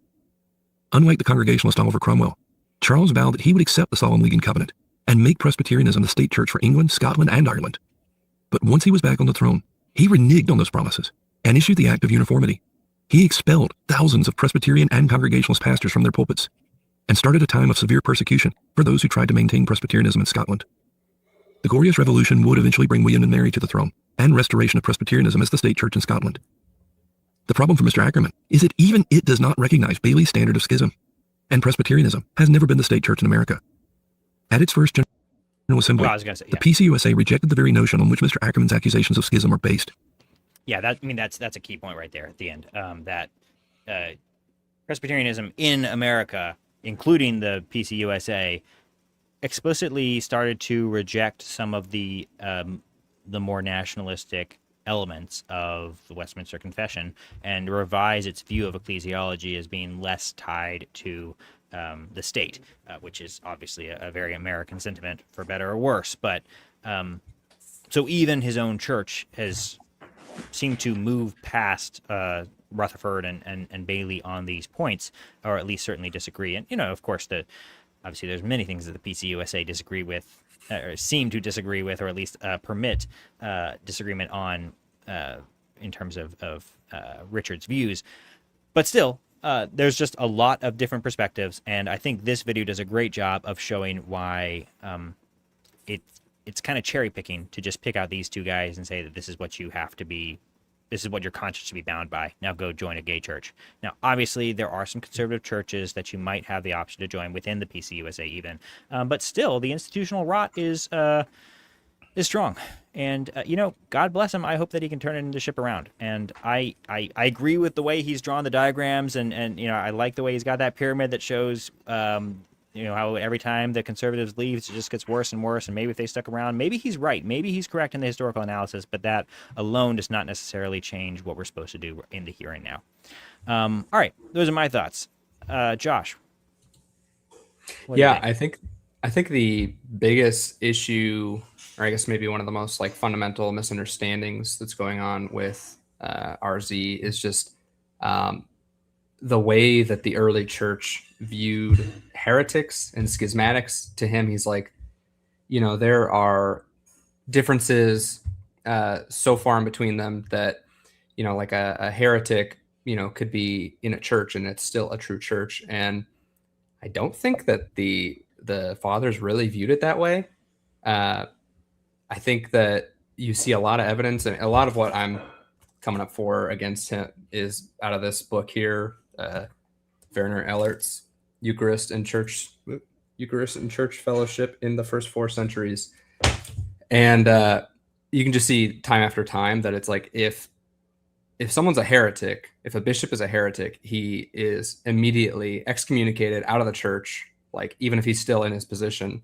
And then they would, obviously exhort the people of that, of his church to throw him out, but where that was not possible, they would say, you can't go to that church. You certainly cannot take communion with them, and even, praying with them, stuff like that, was not allowed. And so to think that there were churches, in the early church that were basically, say one church goes and they get really taken by the Marcionite heresy and stuff like that, and they start going all wackadoodle, and just everybody in the church just follows along with the bishop. And then there's one Orthodox Christian there that's just hey, what do I do? They're not going to say, just keep going there, just debate them, bro. You're going to do fine. They would just be like, okay, well, go to the nearest church if there is one. And again, after, obviously it took time for this to develop, but after a while, there was inevitably different churches all in the same city. And when that wasn't the case, it was usually because the emperor was stepping in and, wiping out whatever the dissenting party was. It's just a very oversimplified view of the early church, that it was just this unified monolith that all agreed that we're all in this together. and if a heretic gets in charge, just keep showing them the scripture and they're going to turn around. No, it was very much like they took seriously the words of Paul in 1 Corinthians. And I mean the writings against. I'm reading Eusebius. I've been reading Justin Martyr and Irenaeus, and I mean Tertullian. These guys are all writing against heresies, and they don't seem to give any indication that you should consort with the heretics. They seem to be pretty clear that you want to dissociate from them. And I think you're right. At the time of the early church, it would not always be an option to dissociate and not establish, your own, at least local church that's in direct conflict. And so, I mean, when the heretics get into power, it just overly complicates. It adds to the complications of the issue. And I understand Athanasius was able to fight the fight and win, and the Arian rot seemed to be in the one true church. And yet you can't just take your entire ecclesiology from that example, or even similar examples like that, because it's possible that wouldn't have worked out. I mean, God's providence it did, but there are plenty of microcosms that you can look at that are going to have a very different, they're going to call for a very different course of action. Well, the main thing too is, Ancient Past talks about this, that it wasn't as simple as Athanasius fighting back and eventually winning everyone over with pure doctrine and the word. It was very much like the only reason that things went back to Nicene orthodoxy in like a complete sense was Emperor Theodosius. Obviously some ground was made by Athanasius and stuff like that, but like there were parallel churches. He was, it was largely acting imperial, as a bishop. That imperial efforts seem to have done the bulk of it. And so, I mean, that is kind of the question I have. It doesn't seem like Richard believes in the concept of an invisible church. His ecclesiology seems to be very much incarnate and institutional in terms of what he prioritizes. Seems to be very much in line with sort of the Catholic and the Western, the ecclesialists, as the other Paul calls them, they're institutionalists as I call them, which is a definite break from a lot of Reformed thinking, and certainly the ultimate trajectory of where Reformed thinking went. At the beginning, there were a lot of people that wanted the church to be more institutional. Luther, certainly didn't think that he was, he wouldn't have signed on to branch theory, for example. He thought that he was the one true church. And I don't know exactly where Lutherans stand on that today, but and I know Richard does hold to the idea that salvation may be open to lots and lots, outside of that one true church, but it does seem like institutionally the church is very limited in his view. And I think that's a dangerous ecclesiology to hold for a Protestant. I think that it just conflicts with a lot of the other elements of what Protestant theology necessitates. Frankly, I think a lot of this is coming from, Zoomer's. He dealt with a lot of Catholic and, Orthodox pushback and things like that, or not even necessarily pushback, but just like constantly running into those arguments, to where I think that there was, it was a bit too convenient for him to ignore the argument of yes, there can be a one true Protestant church. So that way I can refute these people's arguments. Right. And at the same time, justify Reconquista. So I can see why it's like an attractive argument for him, but I think it's just, like you said, it's dangerous to hold as a Protestant that there is, especially his version of the one true church, because I think Lutherans would say that we are the one true church in the sense that we are the one church visibly that does give the gospel and the sacraments without error.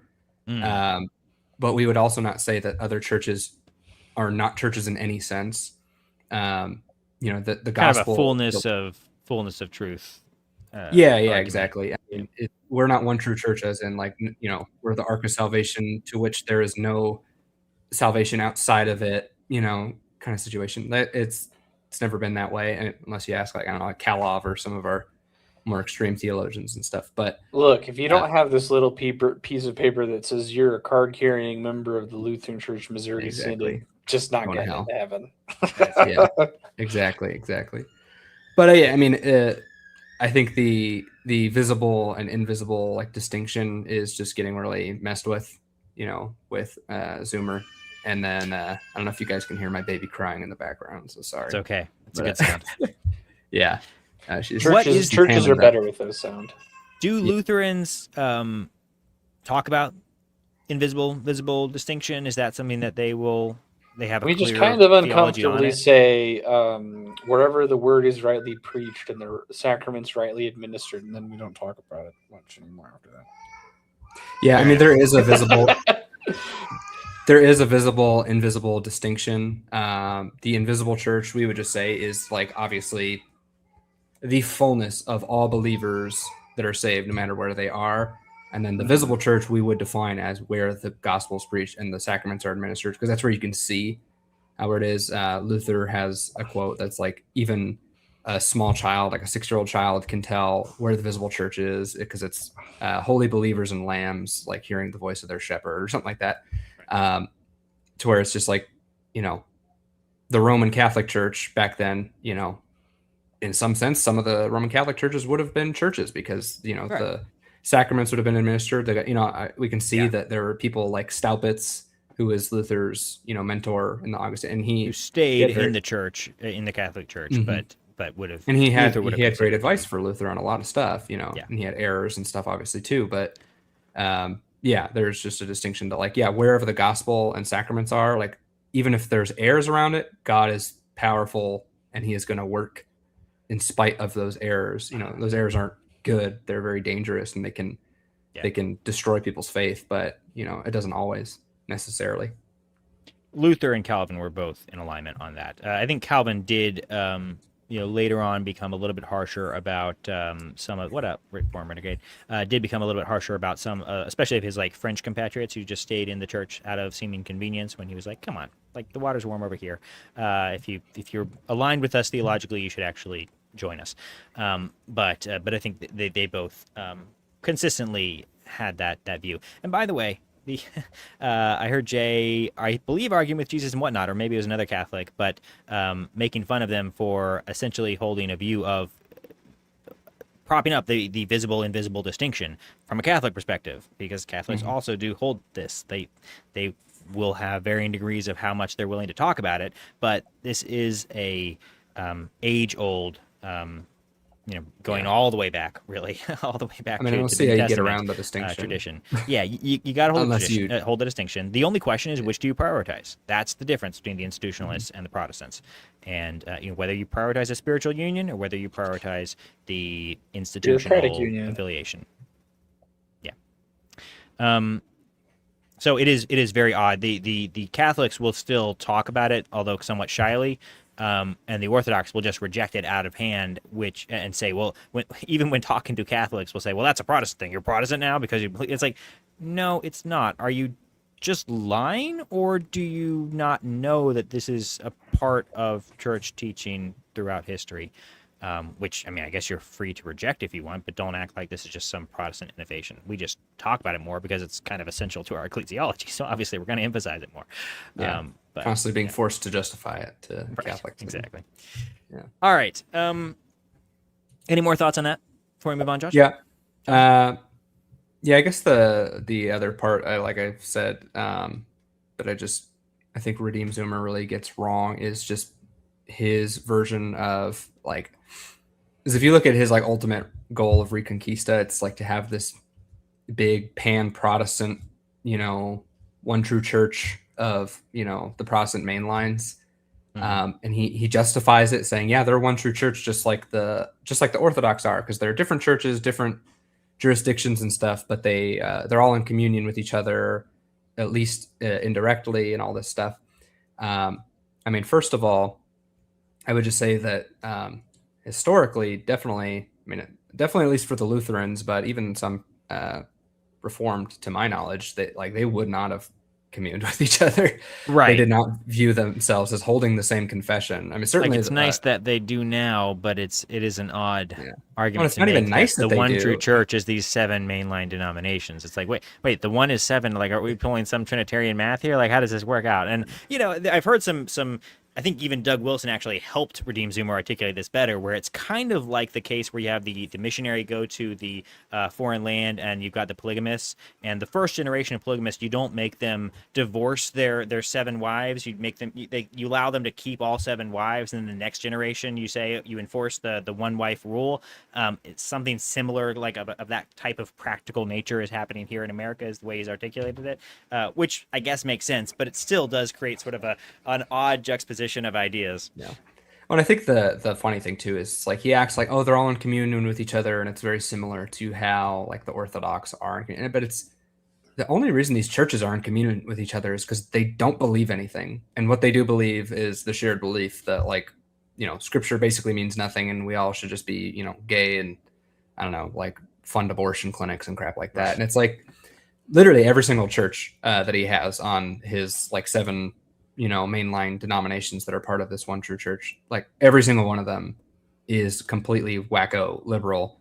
And it's like, that's the only reason they're in communion with each other. So if you somehow reconquisted all these denominations and you had like confessional Lutherans, you know, flooding into the ELCA, like they're going to be out of communion with you pretty quick. Like, right. And then you lose your argument. Hey, once you get kicked out, then it's okay. Yeah, then right. You're all good. Yeah. He just doesn't understand that like when you take communion together, it is a confession of unity in doctrine. Yeah. And that's the other thing too, is that as far as I'm aware, he totally condones going to like the PCUSA churches and just taking communion there.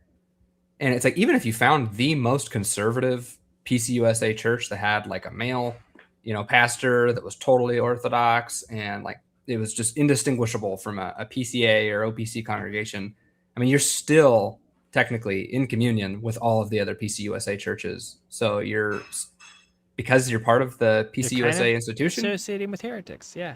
You are associating yourself with heretics, which if you read the church fathers, absolutely is a no. They never, ever, it was never a question that they could do that. And there were severe penalties on anyone who tried to do that. Yeah. And then obviously the biblical standpoint of that, you know, constantly talking about like remove yourself from false teachers, like send them out, you know, remove out the sinner, a little leaven leavens the whole lump.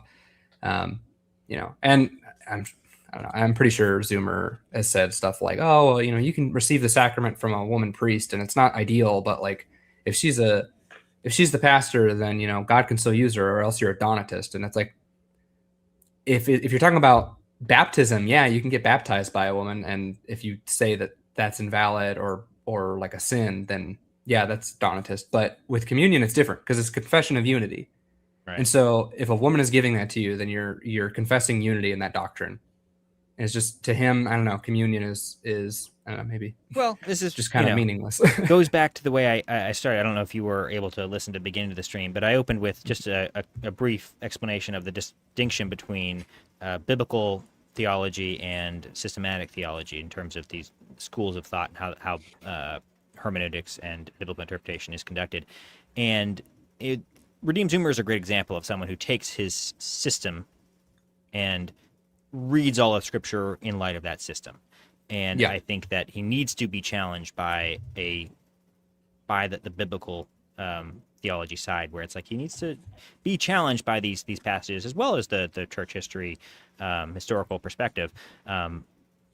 But it becomes dangerous when you are so committed to your system that you seem to ignore all the data to the contrary. But we can all fall into this, and it's why we need the systematic theologians to help us understand what our systems are and what the options in terms of coherent systems are, so we can choose between those, but then always let the Scripture speak freshly into our hearts and never close our minds to what God is going to tell us through Scripture.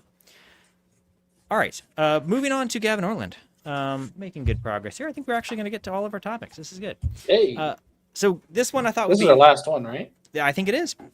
This, and I forgot to actually pull clips. We're going to have to jump around and kind of find what part's the most interesting. But this is a video I'd recommend watching if you're interested in sort of the nuances of Reformed versus Lutheran thinking. This is particularly on Christology. And I thought, well, hey, we've got a Presbyterian and two Lutherans on the stream. Might as well cover this since it just came out yesterday. And did you guys watch it? I did. I kind of zoned out, though, because I realized I don't care all that much about this conversation. And it seems that the big disagreement is about is Christ and his humanity omnipresent or not? Yeah. And I think that's his critique of the Lutheran view, yeah. And it's like, okay. All right, buddy. What elements of Christ's divinity are communicated to his human nature? Right. And that, one example would be omnipresence. And that's a particularly important example because that gets talked a lot about in kind of a lot of the Lutheran writings, because that was their view of the Eucharist in terms of why they would say consubstantiation as opposed to transubstantiation. And so they would sort of say that, yeah, Christ is present in the Eucharist because Christ is present everywhere. Christ is omnipresent. And Christ is the Eucharist, but...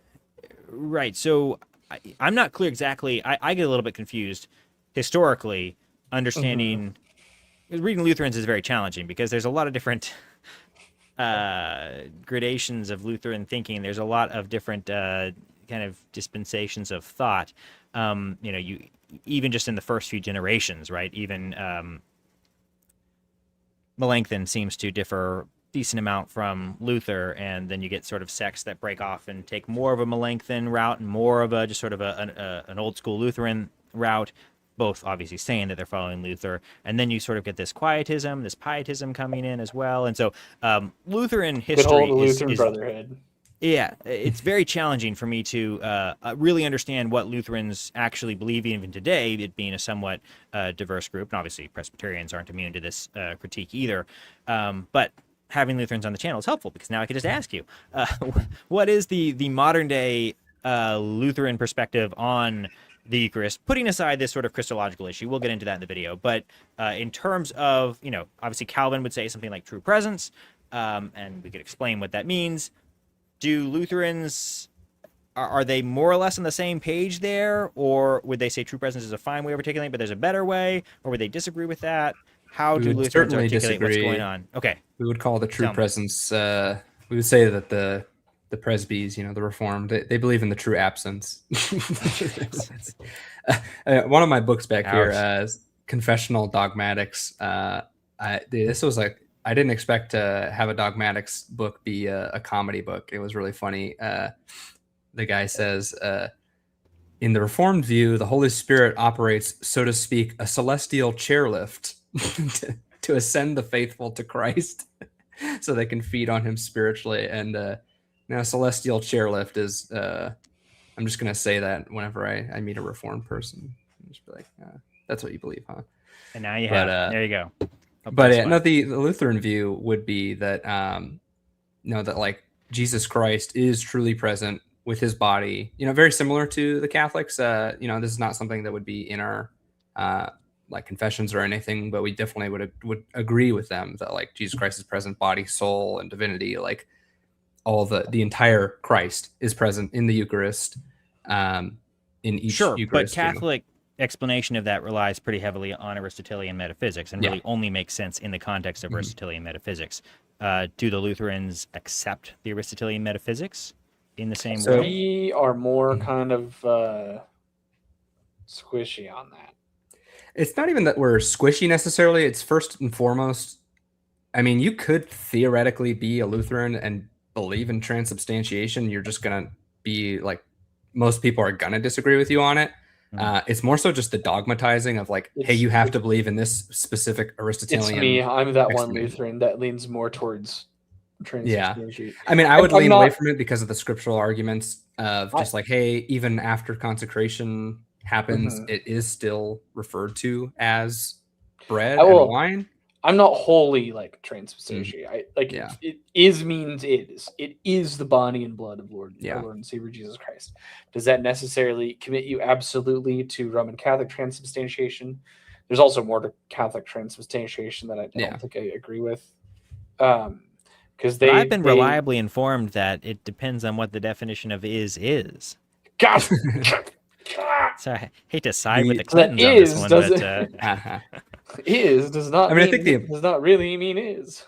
I think the important thing, though, from a Lutheran distinction, is just that Jesus Christ is present in the body and blood are present in, with, and under the bread and wine. That's what we would say, and we don't try to go Right, but further. doesn't under sort of undermine this specialness of that claim, right? In, with, and under, and under, like, and around and everywhere, and in, it's like.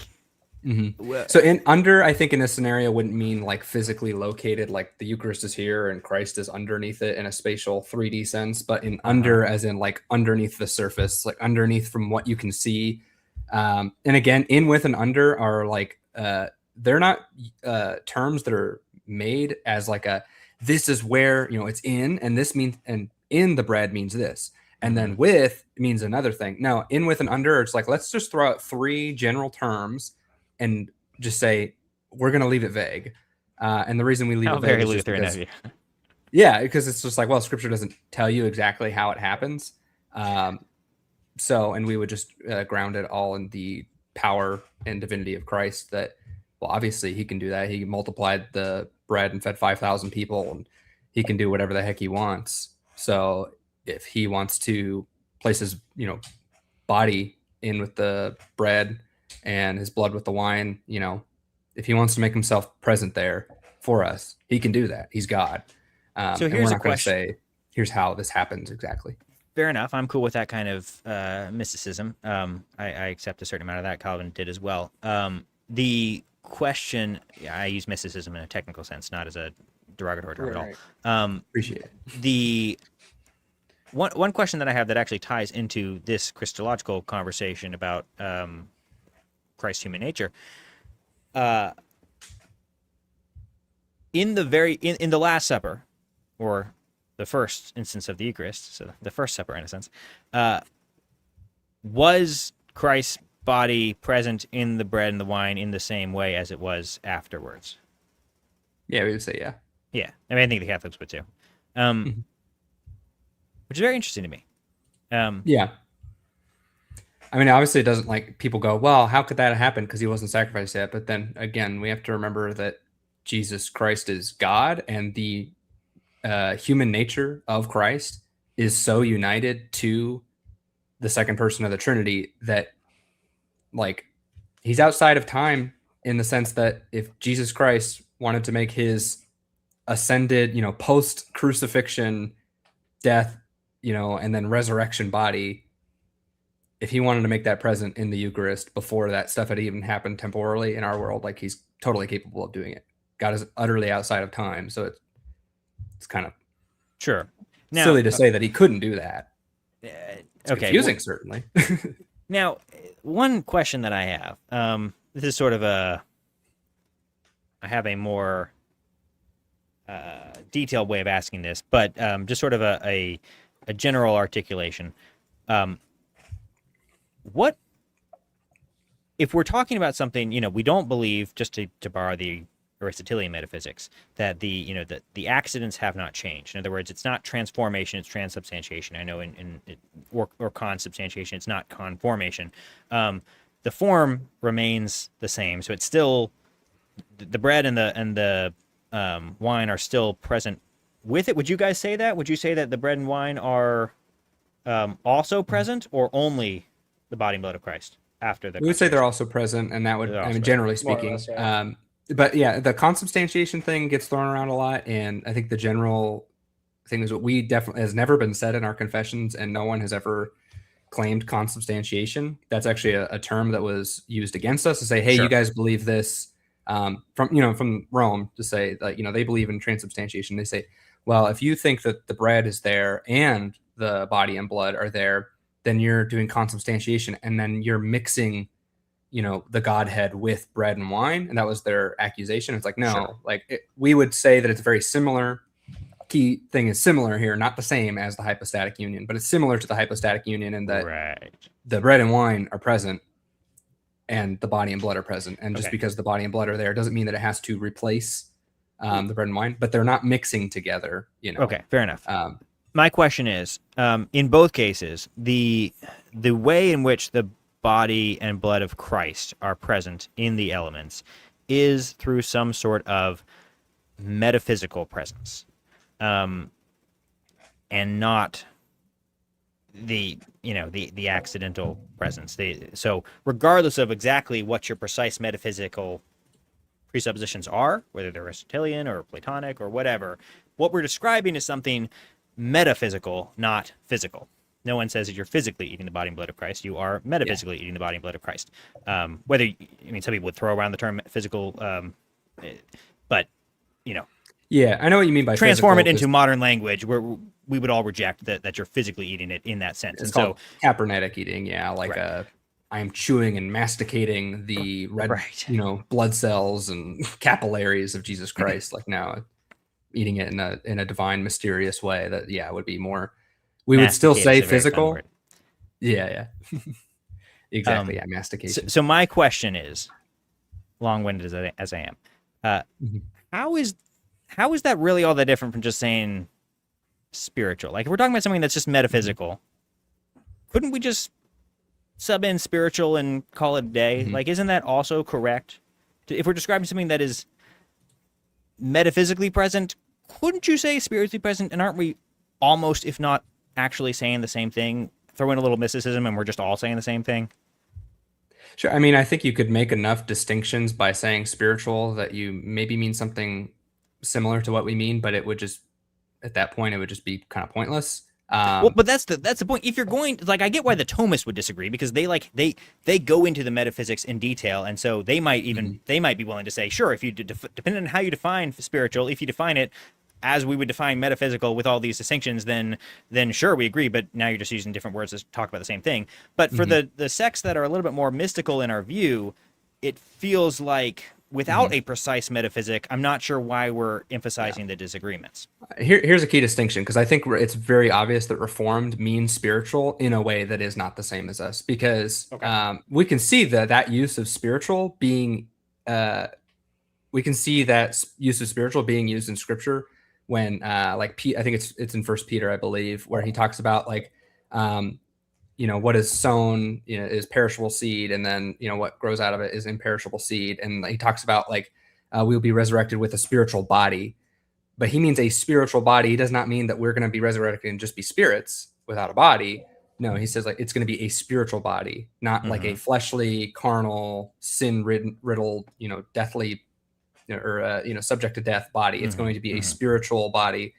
So that use of spiritual, I guess, was it's going to be Christ's spiritual ascended body, and it's not going to be like chewing on his skin cells and all this stuff like that. But the Reformed, they would deny that you are actually feeding on the human nature of Christ locally present in the bread and wine, or maybe locally present isn't the right word, but they would say if you held up a communion wafer and say, is this Jesus Christ? They would say no. Yeah, the human nature of Christ is probably where we would draw the line. Feeding on the human nature of Christ, where we would say we're feeding on the person of Christ, spiritually present. But look, man, is means is, and then we would exactly.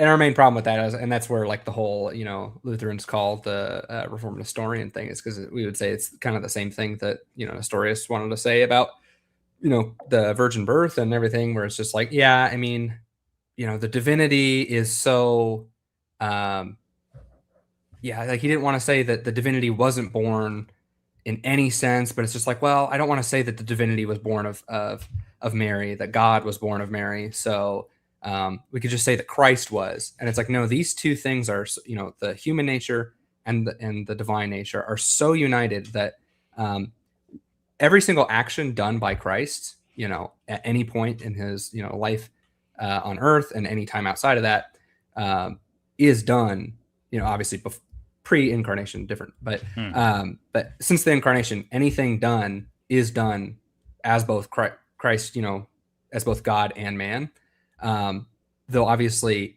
according to their natures. So we can say God was born of woman, but the divine nature was not, conceived in a woman and multiplied cells and all these things. That's what the human nature was doing. I mean, I think that's kind of what my point would be, is that we can talk of the person of Christ, doing all of these things. But then once we start getting specific about what the natures are doing, that's where some aspects are mysterious, but we should be a little bit more precise in our language, where we shouldn't say that the divine essence died on the cross, but we can say that God died on the cross. It's like, because the person of Christ, who is God, died on the cross. But hey, man, I have been reliably informed that I am an Arian, and so I feel like I can't take this slander. I cannot tolerate this slander of being Nestorian, because I would have a serious personal crisis of self-understanding there. Yeah, it's like I can't be at all. I just give me one heresy is enough, I think. Yeah. Well, and I think the whole you were talking about there, we can say God died on the cross, we can't say the divine nature did. And I think that's a key thing, is that the divine nature is much more protected from the communication of attributes. That is a one-way street, right? Mm-hmm. In that, like, Jesus Christ, we can say that God died on the cross, but obviously that the ability to die and stop existing was not communicated to the divine nature. Yeah, but we would say, I guess I misspoke a little bit, because there is some element of God. I don't know. It's tricky there, because it's like the whole. You do get into questions of the whole mystery of penal substitutionary atonement, which is exactly what is happening, and it does. It's not purely just the humanness of Christ that's suffering the wrath, or you need that divine element to be. But what I should have said is, you cannot say that the Father died on the cross. Like, that is definitely off. I think it's also incorrect to say that the divine essence died on the cross. But I just you get into these verbal. You paint yourself in these corners where you have to. You got to be extremely precise in how you talk about it. Well, it's the whole Theopascite formula, where it's like we can say God was crucified, and you can say that the divine nature partook in that event, right? But it did not, the dying that happened on the cross did not happen according to the divine nature. It happened according to the human nature, right? And the human nature is what, the life went out of, stopped breathing, vital signs were gone, stuff like that. Right. And the divine nature absolutely partook in that in a full sense, because they are so united together. That's how the death of Jesus Christ was able to atone for all sins, in that, it was the infinite God of the universe that died on the cross. But obviously that we wouldn't say the divine nature stopped existing, but it did participate that in accordance with its own nature. Obviously, certainly it's confusing stuff. So, I'm not like mad at people for being confused by the Lutheran view entirely, but I do get very confused about, maybe not. I don't understand why people think that the human nature cannot have attributes communicated to it, and then have it like if too many attributes are communicated to the human nature, it's going to just suddenly stop being human. Obviously you could say something, to where it would stop becoming human. But obviously I think that the Lutheran view of the human nature being capable of omnipresence through the communicated attributes of the divine nature, like, I don't see how that destroys the humanity of Christ. And that's really like Gavin's critique. Right. And I think we're just going to play the intro here. The video gets into the weeds, and it's worth watching. But we've been going for 2 hours here. I think we can go ahead and close it pretty soon. But since we've been talking about this, let's go ahead and just play his introduction, and then you can go ahead, as the audience, go in and watch this if you're interested in this particular topic. But the long and short of it is this question that we've been just debating here: how much of the divine attributes are communicated to the human nature of Christ? So I'll let Gavin introduce the topic. Orthodox Christology. And what the early church was trying to oppose is, on the one side, monophysite and miaphysite views that in some way or another were perceived to blend the two natures together too much, but also then in the other direction, Nestorian errors that implied some kind of division in the person of Christ. So Chalcedonian Christology, the desire here is to avoid two persons or two acting subjects, like a divine Jesus and a human Jesus, two people. Nestorius' own views are much more complicated. But also the desire is to keep a distinctness between the two natures.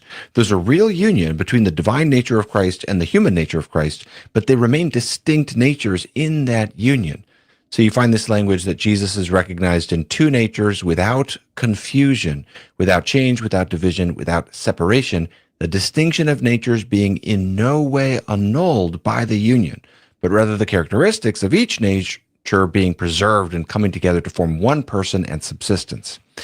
Now, different Protestant traditions can come together to rally around Chalcedonian Christology, along with our Eastern Orthodox friends and our Roman Catholic friends. Happily, this is a part of our common heritage, but there are differences in how we construe faithfulness to that tradition. And these differences have been a huge debate between Lutheran and Reformed traditions. And this is a particular interest of mine just because I find this so fascinating. I've done one video on this in the past where I laid out my concerns with Lutheran Christology, and especially the basic issue is this notion that there's a communication of some divine attributes, for example, omnipresence, to Christ's human nature.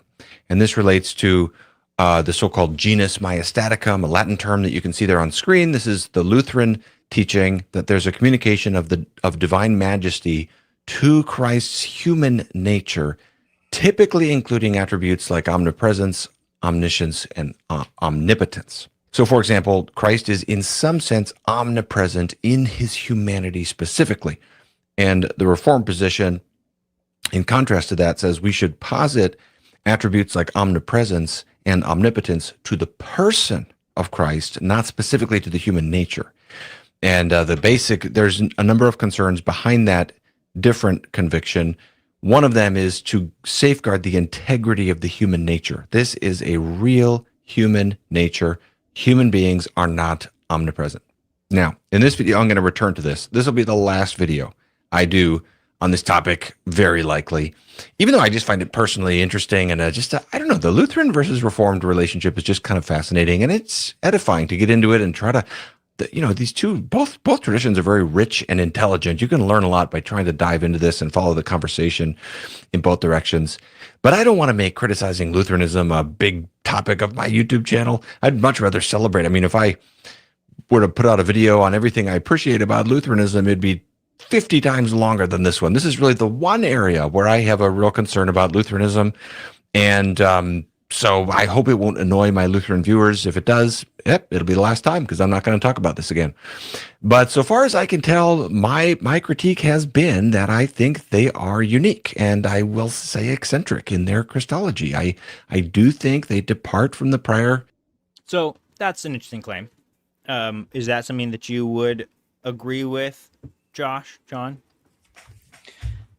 I mean, I would say position is rather unique understanding of Chalcedonian theology. I don't know. I didn't have a chance to dig too deep. I mean, obviously, I'm not like the most researched person on this area. I would say that I do see some.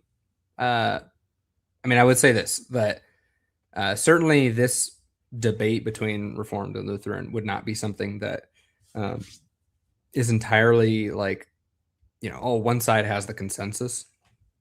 I would say that the Lutheran view has some, I think it is after Chalcedon, I think it is the Theopaschites. And there might have been another group that basically threw up their interpretation. Because, the whole controversy after Chalcedon is that the Miaphysites felt that, like, this is still Nestorian. Like, you guys refuted Nestorius without actually refuting him. And obviously the Nestorians were mad that they got rejected and everything. So there's kind of nobody happy after Chalcedon. And so there was a lot of different attempts to try and make people happy with Chalcedon, or to change Chalcedon, which was less popular because of the, emperor wanting to say, hey, well, we had this council, so it's final. Yes, a Lutheran man. It's a good comment there. Scholastic Lutherans is probably 10 times better than me on this. Those guys are pretty good at what they do. I like their stuff. Yeah, they're very good. But yeah, ultimately, I think that there are, you can find things that do sound Lutheran. And Gavin will talk about in the video that, like, he thinks a lot of these things, he basically pulls out like two quotes where he's like, yeah, this does sound Lutheran, but all the rest of them are like basically not Lutheran in any sense. But I would say that I would disagree with that and say that, you know, they're not articulating it in the exact same way that we are. But I mean, if you're going to say that that's not a valid use of a church father, then you'd also have to throw out a lot of Protestant church father quotes that we use to support, like, you know, sola scriptura and sola fide and stuff like that, to where it's like, well, if they don't say it the exact same way you do, then it's invalid, and you can't say that this supports your argument in any sense. And it's like, no, I mean, we can take someone who has an idea that's developed not completely, you know, dogmatically, scholastically exactly how we would do it, but we can say, hey, the principles they're laying out here would feed into what we believe. Sure. Fair enough. I'm sorry. Just to the specific question. So would you generally agree or generally disagree that the Lutheran position on this is unique? Yeah, I would disagree that. I mean, I think it's unique today, obviously, but I would say that it's not like eccentric, like he says, or unique among like the church fathers to where nobody would have said like this was possible. Okay. All right. Fair enough. But I would admit it's controversial. Sure. You know. All right. Let's jump ahead. You said, I think his argument started around 24. Yeah. Let's jump to this. More beginning with the exalt. Guys, go ahead and hit the like button if you have not already. We do appreciate you all watching. We've had pretty good attendance this stream. So Josh, thanks for being here. Yeah, And, 20 to 30 is pretty good. time. Yeah. I think 32 unique views on my Twitter. Oh, excellent. 36 total. Yeah. If I don't get 30 subscribers after this, I'm gonna be so pissed. Yes, we'll give you more chance to pitch your channel and all what 30 makes of it you. special as well. You better go like, share, and subscribe. If Josh doesn't get 30 more subscribes, he's going to visit Canada for medical treatment. Oh, dear. And I'll take advantage of your organs. I claim your liver. I can probably use another one here.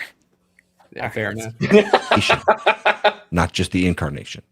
That basic idea is not just Bren's. It's the Book of Concord. That leads to the third question. Is this Christology eccentric? And the Reformed critique was rooted in a couple of issues. One of them was the concern that the integrity of the human nature has been impugned here. Because we want to say the person of Christ is everywhere, but not the human nature. Jesus' human body is a human body, and human bodies are not omnipresent. And here's how Vermigli put it: to want the man to so exist that he be immense, infinite, and unlimited, what is this but to deny that he is truly a man?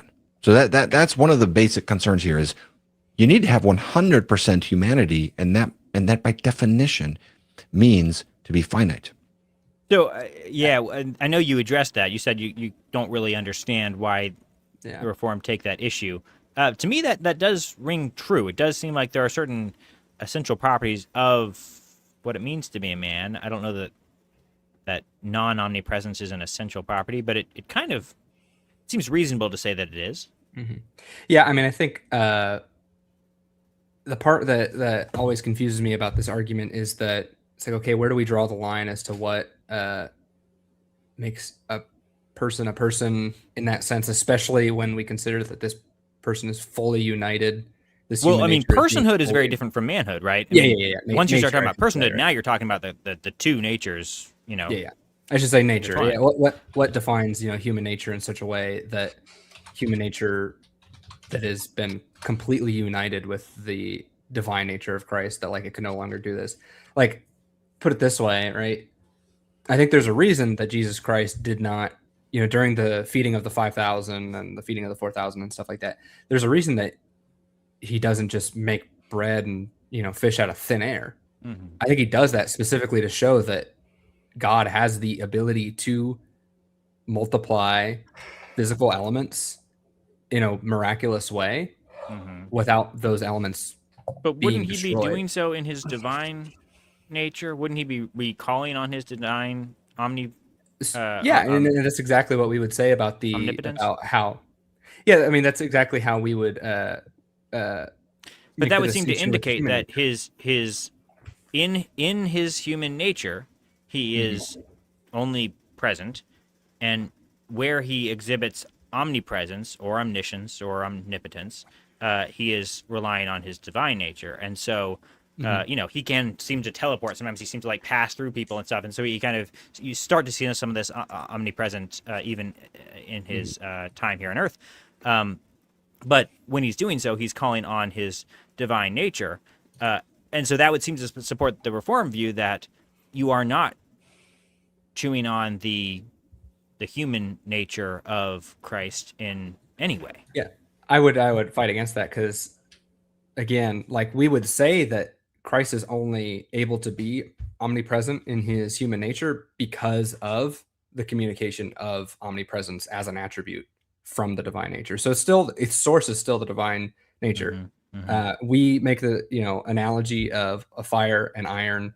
They would talk about like you stick an iron like rod into a furnace in the fire, and soon the iron will begin to take on properties of the fire, and that it starts to glow red. Iron doesn't normally do that. It begins to be able to burn things, which is something that fire normally does, and the iron can't just do in and of itself.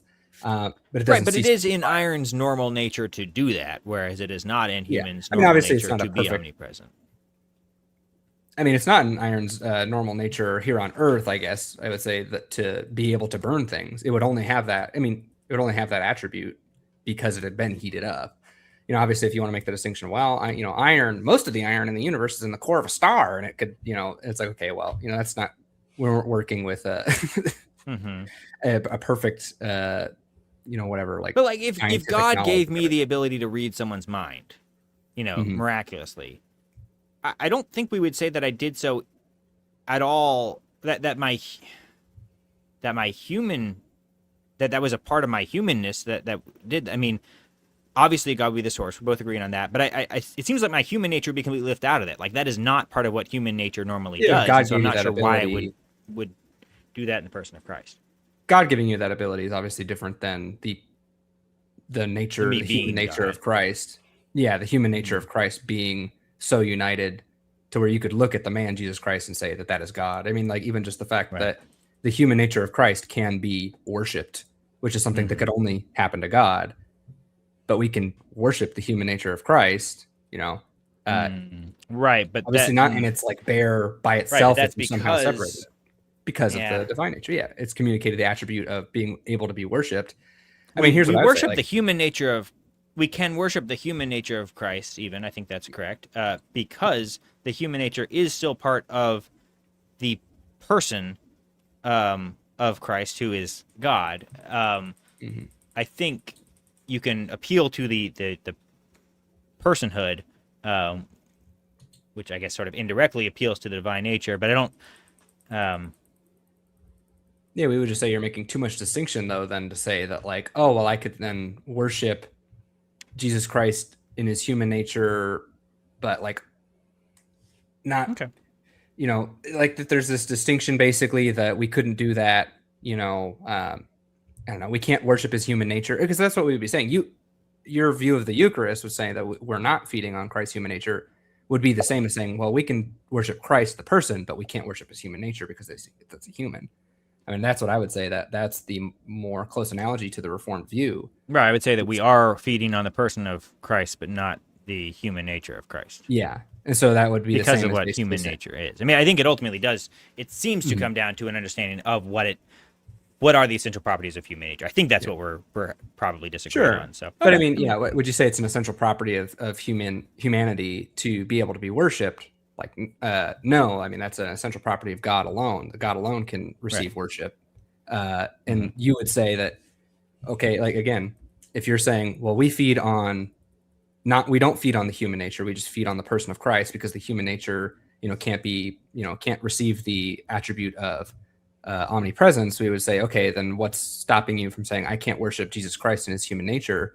When we see that happening all the time, obviously, when he was physically on earth, that, and obviously, yeah, I mean, it does seem like I'd have to think about this more, but it does seem like there's perhaps an equivocation of or a category error where you're talking about like the central mystery of the incarnation, and maybe applying that too broadly. It's like the central mystery is, how does God become man? How does God become flesh? And it's like, yeah, we're all agreed that like we don't really know exactly what's going on there, and that's what allows Christ, even in his human form, to be worshipped. But to take that central mystery and then just sort of diffuse it over and muddle what it means to have human nature, and start to give it properties that it's not wouldn't muddling be human nature. Right. Yeah. I mean, would you say that Jesus Christ, in his ascended, obviously there's the laying down of the divine, abilities of like omniscience and stuff like that we see in Jesus Christ's life, where, he would say, oh, I don't know this. This hasn't been revealed to me or whatever. And he's saying that according to his human nature, of course.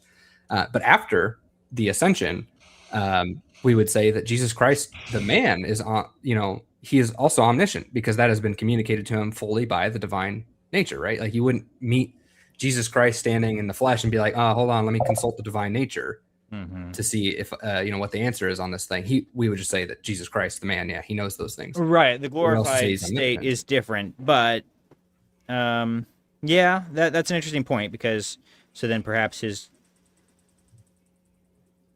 it does raise some questions about my earlier question about what about in his prior state, prior to the resurrection, when he gets sort of what appears to be a new body, seems to be typical of even our new glorified bodies. Prior to that, how is he still doing transubstantiation or whatever, the Lutheran equivalent at the Last Supper? So it raises lots of questions. I mean, we would say too that like the reason that could happen is because Jesus Christ is God outside of time, right? And so when he laid down the divinity, I'm totally blanking on the word for it, but when he laid down the privileges of basically of the divinity to be omniscient in his human, manhood and the incarnation, it wasn't because he was incapable. Jesus Christ at any time could have been like, I'm going to be omniscient now as a human being. Yeah. He just laid those things down out of humility in order to fully live as a human being. And I would say there's even times where we see, forms of omniscience being, like Jesus Christ in the temple as a 12-year-old, and he's teaching the teachers. And it's like, this is clearly something, supernatural and divine. Right. It's like the divine nature is, communicating the attribute of, and maybe not full omniscience, but like of super, geniusness, I guess, if you want to call it that. Right. So Josh has super geniusness. Yeah. Big brain, mega mind. All right, let's keep going. Yakubian even. Not capable of being everywhere. There's other concerns that arise as well. In my previous video, I talked about the danger of a confusion between the two natures, which is kind of related to what I just said. Richard Cross is a very good scholar on this topic. He's a Roman Catholic theologian and philosopher, if I understand. And he brings up the concern about divine simplicity. And that is, how is it that some attributes of the divine nature are communicated to the human nature, like omnipresence, but not others, like eternity, if all divine attributes are identical to the divine essence? And so he brings up that concern. I'm not 100% sure what to make of that myself, but that's one that comes up. But one of the concerns that comes up here is this idea of attributing properties like omnipresence to the human nature does seem eccentric and novel. And it doesn't seem to be the view really outside of Lutheranism. There are broader principles that are outside of Lutheranism that they draw from, but that specific idea. And we're first, I'm not alone in coming to that conclusion. This is, Richard Cross, for example, Anglican articles tended to follow Reformed views of the Lord's Supper by and large, certainly on the mode of Christ's presence. For example, Article 28 addresses that. But another issue, the Anglican mode of Christ's presence. You say small cleric articles? Presence for follow Reformed views of the Lord's Supper, like the Anglicans were saying. I just checking. There was an argument that he said there where it's like, how are some divine attributes communicated like omnipresence, but not others like eternality? And I don't really understand that argument, and that like obviously eternality was not communicated to the divine nature or to the human nature in such that like it was present before the foundation of the world. So like into eternity past, but into eternity future, then that aspect of the divine. Well, I think eternality technically speaking, is different Would from be. everlastingness, right? Eternality is being outside of time, as I understand it. Although there's some debate about exactly what that means, and which theory of time you can hold. But yeah, I didn't quite understand that argument either. To your point, I'm not sure exactly what he was saying. Yeah, and it's like obviously anything that would be happening there, like omnipresence and any attribute that's communicated, it's coming from the divine essence or the divine nature. Getting my words mixed around, but yeah, I didn't really understand that argument, how that would. I feel like he's just, and I'm sure there's more. At this section, it doesn't seem like we're getting more. We're just sort of repeating the same things that we've been talking about. So I'm going to call it there. Go watch the video if you're interested in this topic. If not, then well, there you go. You don't have to. I will go ahead and flash the title of it. How is Jesus God and man? Lutheran versus Reformed views of Chalcedon. Good deal. We did get a super chat. Thanks for pulling that up and reminding me. Keep up the good work from EBT Enjoyer. Well, thank you, sir. Any Ko-Fis? I have not I don't seen have any. access to Let me do Ko-Fi, a quick check. Want to make sure we shout out all of our super rad watchers. Absolutely. I did post the Ko-Fi chat or link in the chat. If you would like to leave a Ko-Fi before we close here, we'll be sure to get to that. All right. In the meantime, Josh, go ahead and pitch your channel. So what do you talk about? I said you've got about 8 videos out now. Are they mostly streams or scripted videos? What do you focus on? So I don't really do live streams because I'm a busy man, and my times are like, my videos are very oddly spaced. Like I made like one video a month for a little bit, and then I made like 3 videos in a row, and then I didn't make anything for like 6 months, and then I made like another 3 videos. But life is a young dad. But yeah, no, the channel is essentially I'm just talking about random topics of theology that that interest me, and talking about them from a confessional Lutheran perspective. Most of my videos so far have focused on specifically baptism, and you know, kind of arguing for baptismal regeneration and the Lutheran view of baptism. I had a couple. Geez, now I'm like, very embarrassing. Totally forgetting my videos that I have out. Well, let's see. I can share it. Let's. Yeah, there you go. That. Put it on the Pull screen. it up, and you can walk us through. Confessing Concord. There we go. Add that to the stage. I'm getting faster at this. Nice. Yeah. So Old Testament. Yeah. Okay, Walk us through what you got. Yeah. So talking about baptism, arguing from the New Testament, and then arguing baptism from the Old Testament as well, with typology and stuff like that.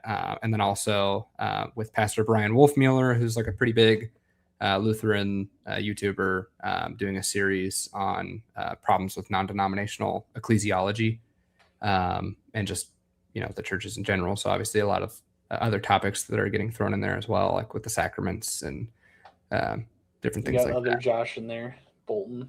Yeah, that was my pastor at my old non-denom church, and then now he's going to seminary actually at Fort Wayne. It's gonna be so good.